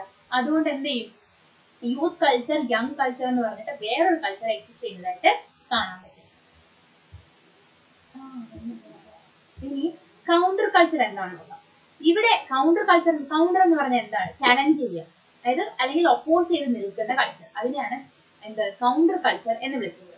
ഇപ്പോ ഡൊമിനന്റ് കൾച്ചറിനെ കോമ്പാറ്റബിൾ അല്ലാതെ പോകുന്ന, അതുമായിട്ട് എന്ത് ചെയ്ത് പോകത്തില്ല, ആ ഒരു ടേംസിൽ പോകത്തില്ല, അങ്ങനത്തെ കൾച്ചറിനെയാണ് കൗണ്ടർ കൾച്ചറുകൾ എന്ന് വിളിക്കുന്നത്. അത് എക്സിസ്റ്റ് ചെയ്യുന്ന അല്ലെങ്കിൽ പ്രിവെയിലിംഗ് കൾച്ചറിനെ ചലഞ്ച് ചെയ്യും, അല്ലെങ്കിൽ അതിന് കോൺട്രാസ്റ്റ് ആയിരിക്കും, അതിന്റെ ഓപ്പോസിറ്റ് ആയിട്ടായിരിക്കും എക്സിസ്റ്റ് ചെയ്യുന്നത്. ഇപ്പൊ ഒരു ഗ്രൂപ്പ് ഓഫ് ഡെക്കോയിറ്റ്സ്, അല്ലെങ്കിൽ അത് കൊള്ളക്കാര്, ഒരു ഗ്രൂപ്പ് ഓഫ് കൊള്ളക്കാര്, അവരൊരിക്കലും എന്ത് ചെയ്തില്ല, ആ പർട്ടിക്കുലർ രാജ്യത്തെ നിയമങ്ങൾ അതുപോലെ പാലിക്കണമെന്നോ, അല്ലെങ്കിൽ അവരുടെ വേ ഓഫ് ലിവിങ് ആ നിയമങ്ങളും അനുസരിച്ചുള്ളത് ആയിരിക്കത്തില്ല. ഇതാണ് എന്ത്, അവർക്ക് അവരുടേതായ സ്വന്തമായ ഒരു കൾച്ചർ കാണും. അത് ആ മേജർ കൾച്ചറിന്റെ ഒപ്പോസ് ചെയ്ത് അല്ലെങ്കിൽ കൗണ്ടർ ചെയ്ത് പോകുന്ന കൾച്ചർ ആയിരിക്കും. അതിനെയാണ് കൗണ്ടർ കൾച്ചർ എന്ന് വിളിക്കുന്നത്. ഇപ്പൊ യൂത്തിന്റെ ഇടയ്ക്ക് നമ്മൾ നേരത്തെ യങ് കൾച്ചർ, അവരുടെ ഇടയ്ക്ക് എന്ത് കാണാൻ പറ്റും, നമുക്ക് ഒരു കൗണ്ടർ കൾച്ചർ കാണാൻ പറ്റും. കാരണം ഇപ്പൊ അഡൽട്സ് അല്ലെങ്കിൽ എൽഡർ ജനറേഷൻ പറയുന്ന എല്ലാ ഐഡിയോളജിയും എന്ത് ചെയ്യാൻ പറ്റത്തില്ല യൂത്തിനാണെങ്കിൽ. നമ്മുടെ സൊസൈറ്റിയിലെ പല എൽഡർ ഗ്രൂപ്പുകൾക്കും LGBTQ ഐഡിയോളജി എന്താണെന്ന് അറിയത്തില്ല. അവർ അതുകൊണ്ട് തന്നെ എന്ത് ചെയ്യും, ആ പർട്ടിക്കുലർ ഗ്രൂപ്പിൽ പെടുന്ന ആളുകളെ കുറ്റം പറയാൻ മാത്രമേ ശ്രമിക്കത്തുള്ളൂ, അവർ എന്താണ് എന്ന് മനസ്സിലാക്കാത്തതുള്ളൂ. അപ്പൊ യങ് ജനറേഷൻ വരുമ്പോഴത്തേക്കും അവർക്ക് ഇപ്പൊ ഇൻഫർമേഷൻ ടെക്നോളജിയുടെ അല്ലെങ്കിൽ സോഷ്യൽ മീഡിയയുടെ ഒക്കെ ഒരു ഡൊമിനൻസ് ഉള്ളത് കൊണ്ട് അവർക്ക് അറിയാം എന്താണ് LGBTQ, അത് എന്താണ് സംഭവം എന്ന് അവർക്കറിയാം. ഇതൊരു പക്ഷേ നമ്മുടെ എല്ലാ ജനറേഷന് പറഞ്ഞ് മനസ്സിലാക്കി കൊടുക്കാൻ പറ്റി എന്ന് വരത്തില്ല. അങ്ങനെയാകുമ്പോ എന്ത് ചെയ്യും, രണ്ടുപേരുടെയും ഐഡിയോളജി ടേംസിൽ പോകത്തില്ല. അപ്പൊ ഈ യങ് കൾച്ചറും ഈ ഓൾഡ് ജനറേഷന്റെ കൾച്ചറും അവിടെ എന്ത് ചെയ്യും, കൗണ്ടർ ചെയ്യപ്പെടും.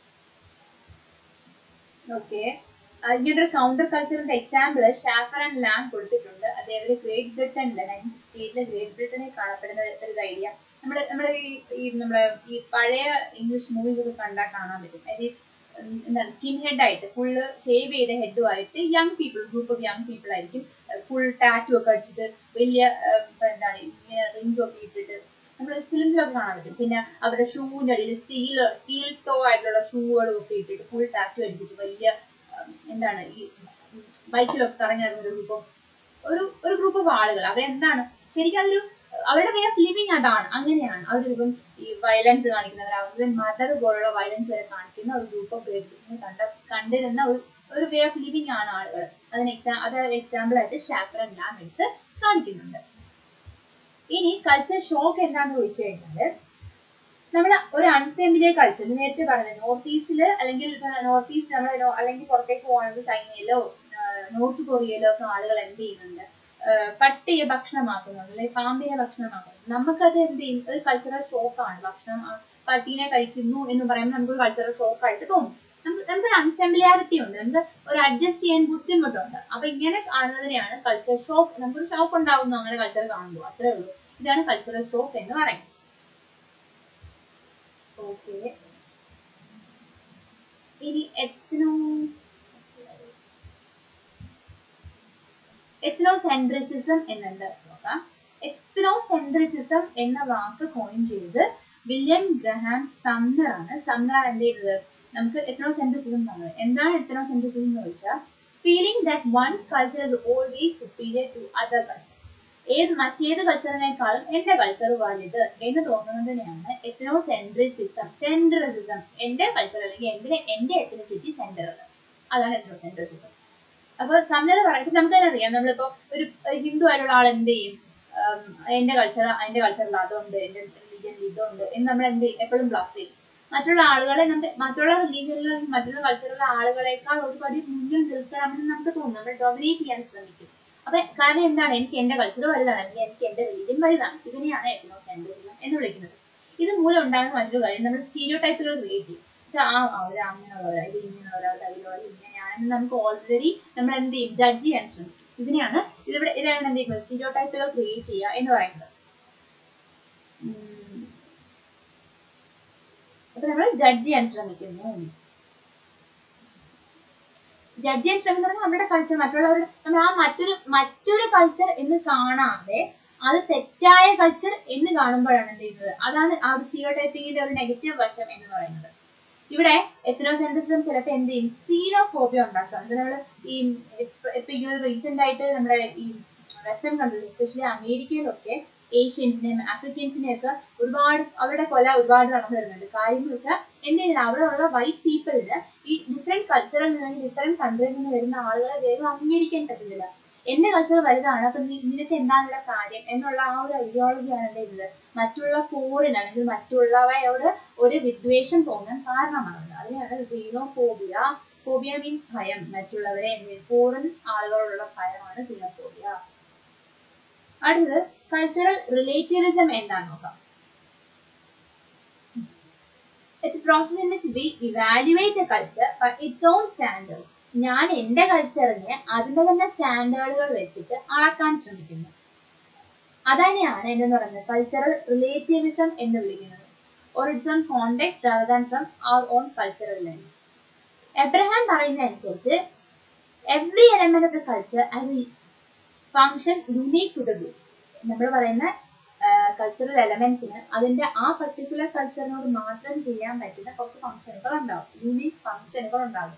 അത് തെറ്റാണോ ശരിയാണോ അല്ലെങ്കിൽ നല്ലതാണോ ചീത്തയാണോ എന്ന് നമ്മൾ തന്നെ എന്ത് ചെയ്യുന്നു, വിലയിരുത്താൻ ശ്രമിക്കുന്നതിനെയാണ് എന്തെന്ന് പറയുന്നത് കൾച്ചറൽ റിലേറ്റിവിസം എന്ന് പറയുന്നത്. ഇപ്പോ എക്സാമ്പിൾ ആയിട്ട് അവർ പറഞ്ഞേക്കുന്നേ, പല യൂറോപ്യൻ കൺട്രീസിലുള്ള പല ആളുകളും നമ്മളിപ്പോൾ നമ്മുടെ ഇന്ത്യൻ ഫാമേഴ്സ് അവർ തന്നെ റെയർ ചെയ്യുന്ന പശുവിനെ കഴിക്കത്തില്ല എന്ന് പറയും.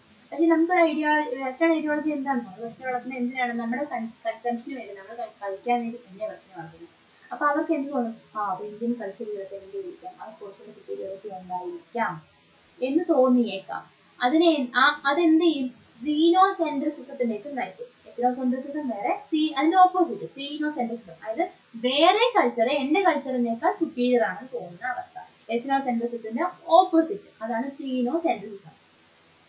ഓക്കെ, ഇതാണ് അവിടെ എന്താണ് കൾച്ചറൽ റിലേറ്റിവിസം ആണ് നടക്കുന്നത്. ഇനി മൾട്ടി കൾച്ചറലിസം എന്താണ്? ഡിഫറെന്റ് കൾച്ചറിന്റെ കോഎക്സിസ്റ്റൻസിനെയാണ് മൾട്ടി കൾച്ചറലിസം എന്ന് വിളിക്കുന്നത്. Existence of multiple ethnic groups, കുറെ കൾച്ചറൽ ഗ്രൂപ്പുകൾ ഒന്നിച്ച് എക്സിസ്റ്റ് ചെയ്യുന്നു, ഇതാണ് മൾട്ടി കൾച്ചറലിസം. ഓക്കെ, ഒരു കോമൺ കൾച്ചറൽ ബാക്ക്ഗ്രൗണ്ടിലുള്ള ആളുകള് അവർക്ക് കോമൺ ക്യാരക്ടേഴ്സ്, റേസ് അല്ലെങ്കിൽ അവരുടെ ലാംഗ്വേജ്, റിലീജിയൻ, ഇതെല്ലാം ഒന്നായിരിക്കും. ഇങ്ങനെയുള്ള ഒരേ കൾച്ചറുള്ള പല ഗ്രൂപ്പ് നമ്മളിപ്പോ ഇന്ത്യയിലേക്ക് നോക്കുമ്പോൾ അല്ലെങ്കിൽ ഇന്ത്യയിലേക്ക് റിലീജിയൻ ഡിഫറൻസ് ആയിട്ടുള്ള ക്രിസ്ത്യൻസ്, മുസ്ലിംസ്, ബുദ്ധ, സിഖ്, ഇവരെല്ലാം എന്ത് ചെയ്യുന്നുണ്ട്, ഡിഫറെന്റ് കൾച്ചർ ഉള്ളവർ, ഇവരെല്ലാം ഡിഫറെന്റ് റിലീജിയൻ ഉള്ളവരെ, ഇവരെല്ലാം ഒന്നിച്ച് എക്സിസ്റ്റ് ചെയ്യുന്നുണ്ട് ഇന്ത്യയിൽ. അപ്പൊ ഇതാണ് എന്ത് ചെയ്യുന്നത് മൾട്ടി കൾച്ചറലിസം എന്ന് പറയുന്നത്. മൾട്ടി കൾച്ചറലിസത്തിന് കിംലി കൊടുത്തേക്കുന്ന ഒരു ഡെഫിനേഷൻ എന്താണെന്ന് വെച്ചാൽ, അവര് പറയുന്ന അനുസരിച്ച് multi culturalism is A legal and political accommodation of ethnic diversity. പല എത്നിക് ഗ്രൂപ്പുകളെ നമ്മൾ എന്ത് ചെയ്യുന്നു, ഒന്നിച്ച് അക്കോമഡേറ്റ് ചെയ്യുന്നതിനെയാണ് മൾട്ടി കൾച്ചറലിസം എന്ന് വിളിക്കുന്നത്. അദ്ദേഹം പറയുന്നത് മൾട്ടി കൾച്ചറലിസം ആക്ച്വലി എമേർജ് ചെയ്തത് എവിടെയാണ്, വെസ്റ്റേൺ കൺട്രീസിൽ. ഇന്നും അറിയാമല്ലോ, അമേരിക്കയില്, US എന്ന് പറഞ്ഞു കഴിഞ്ഞാൽ എല്ലാ കൺട്രിയിൽ നിന്നുള്ള ഒരാളെങ്കിലും ഉണ്ടാവും. അവരുടെ കൾച്ചറും അപ്പൊ എന്തായിരിക്കും, ഡിഫറെന്റ് ആയിരിക്കും. എന്നിട്ട് അവരെല്ലാം ഒന്നിച്ച് എക്സിസ്റ്റ് ചെയ്യുന്നില്ലേ. അപ്പൊ ഇതാണ് മൾട്ടി കൾച്ചറലിസത്തിന്റെ ഒരു പ്രത്യേകത. ഓക്കെ, എബ്രഹാമിന്റെ ഐഡിയോളജി അനുസരിച്ച് it's A principle of co existence, എല്ലാവരും ഒന്നിച്ച് ജീവിക്കുന്ന ഒരു ഐഡിയോളജിയാണ് എന്ത് മൾട്ടി കൾച്ചറലിസം. മൾട്ടി കൾച്ചറലിസത്തിന് ഒരു ഡിസ്റ്റിങ്റ്റീവ്നെസ് കാണിക്കുന്നത് എവിടെയാന്ന് വെച്ചാൽ, നമ്മളിതിനെ സാലഡ് ബൗൾ എന്ന് വിളിക്കുമ്പോഴാണ്. അതായത് പല ഡിഫറെന്റ് കൈൻഡ് ഓഫ് കൾച്ചർ ഒന്നിച്ച് ഒരിടത്തും തീർക്കും. നമ്മൾ സാലഡ് ബൗൾ എടുക്കുമ്പോൾ നമുക്കറിയാം അതിൽ ഡിഫറെന്റ് കൈൻഡ്സ് ഓഫ് വെജിറ്റബിൾസ് ഉണ്ടാവും, അല്ലെങ്കിൽ ഡിഫറെന്റ് കൈൻഡ്സ് ഓഫ് വെജിറ്റബിൾ എല്ലാം ഒന്നിച്ച് എക്സിസ്റ്റ് ചെയ്യും, അതാണ് സാലഡ് ബൗൾ. പക്ഷേ മെൽറ്റിംഗ് പോട്ട് ഐഡിയോളജി എന്താണെന്ന് വെച്ചാൽ, ഒരു മേജർ കൾച്ചറിനെ മൈനർ കൾച്ചർ എന്ത് ചെയ്യുന്നു, മൈനർ കൾച്ചറിനെ ഡൊമിനേറ്റ് ചെയ്യുന്നു, അല്ലെങ്കിൽ അതിന്റെ ആ മൈനർ കൾച്ചറിനെ അങ്ങ് അബ്സോർബ് ചെയ്യുന്നു, അവരങ്ങ് അക്സെപ്റ്റ് ചെയ്യുന്നു. മൈനർ കൾച്ചറിലുള്ള ആളുകളെല്ലാം ആ മേജർ കൾച്ചർ വേ ഓഫ് ലിവിംഗിലേക്ക് വരുന്നു. ഇതാണ് എന്തെന്ന് പറയുന്നത് മെൽറ്റിംഗ് പോട്ട് എന്ന് വിളിക്കുന്നത്. അപ്പൊ മൾട്ടി കൾച്ചറലിസം എല്ലാം കോ എക്സിസ്റ്റന്റ് ആണെങ്കിൽ അവിടെ സാലഡ് ബൗൾ ആവുകയും മൾട്ടി കൾച്ചറലിസത്തിലെ മേജർ കൾച്ചർ മൈനർ കൾച്ചറിനെ അബ്സോർബ് ചെയ്യുവാണെങ്കിൽ അതിനെ മെൽറ്റിംഗ് പോട്ട് എന്ന് വിളിക്കും. ഇനി ഗ്ലോബലൈസേഷൻ ആൻഡ് കൾച്ചർ എന്താണെന്ന് നോക്കാം.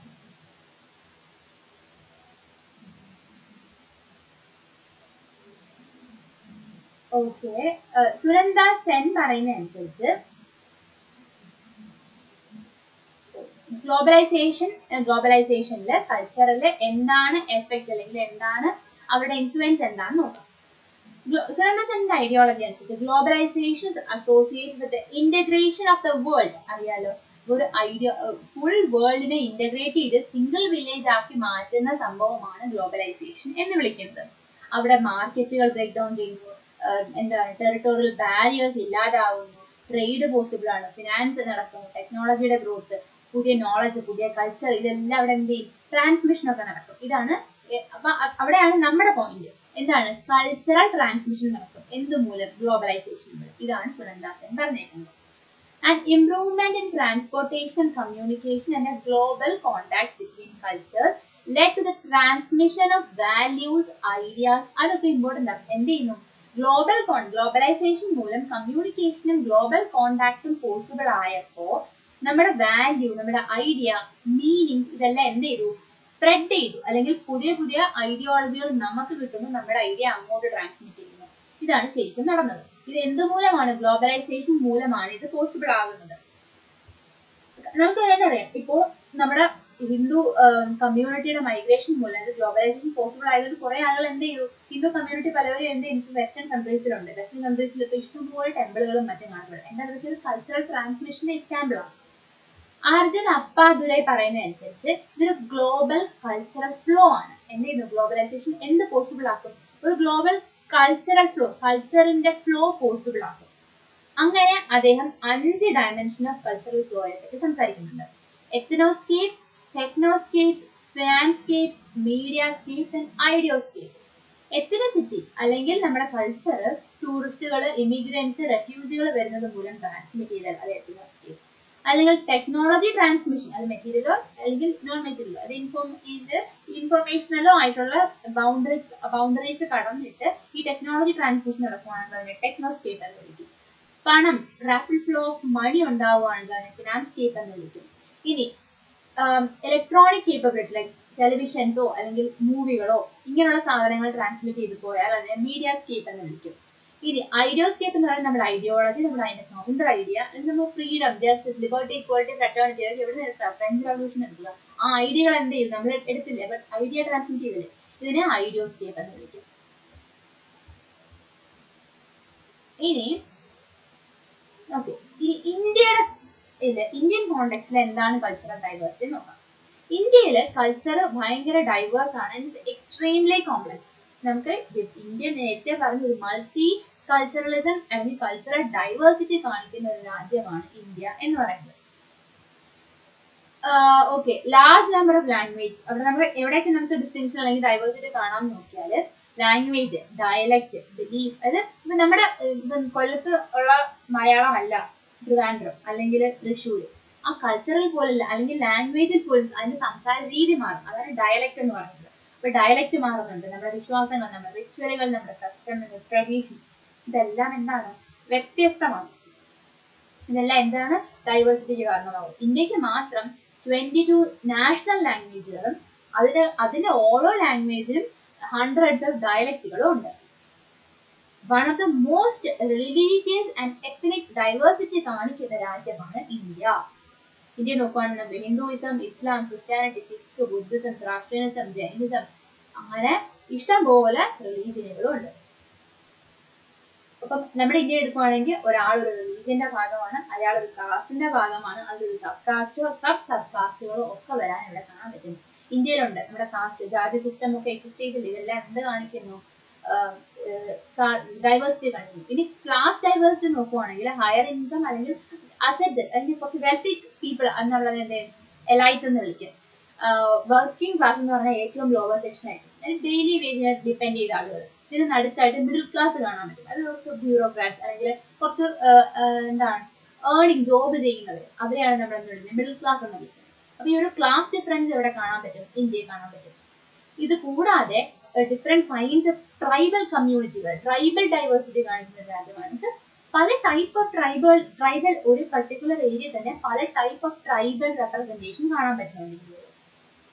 ഇതൊക്കെല്ലാം ഡിഫറെന്റ് കൾച്ചർ ആയിരിക്കും. ഇവിടെ ക്ലാസിക്കൽ ഫോക്ക് സോങ് അല്ലെങ്കിൽ ക്ലാസിക്കൽ ഫോക്ക് ഡാൻസുകൾ, അവരുടെ വേ ഓഫ് ലിവിങ്, അവരുടെ ഫുഡ് ഹാബിറ്റ് എല്ലാം എൻറ്റയർലി ഡിഫറെന്റ് ആയിരിക്കും നോർമൽ അല്ലെങ്കിൽ ഒരു അർബൻ ഏരിയ അല്ലെങ്കിൽ ഒരു നമ്മുടെ നോർമൽ സൊസൈറ്റിയിലേക്ക് അവരെ വെച്ച് കമ്പയർ ചെയ്യുമ്പോഴത്തേക്ക്.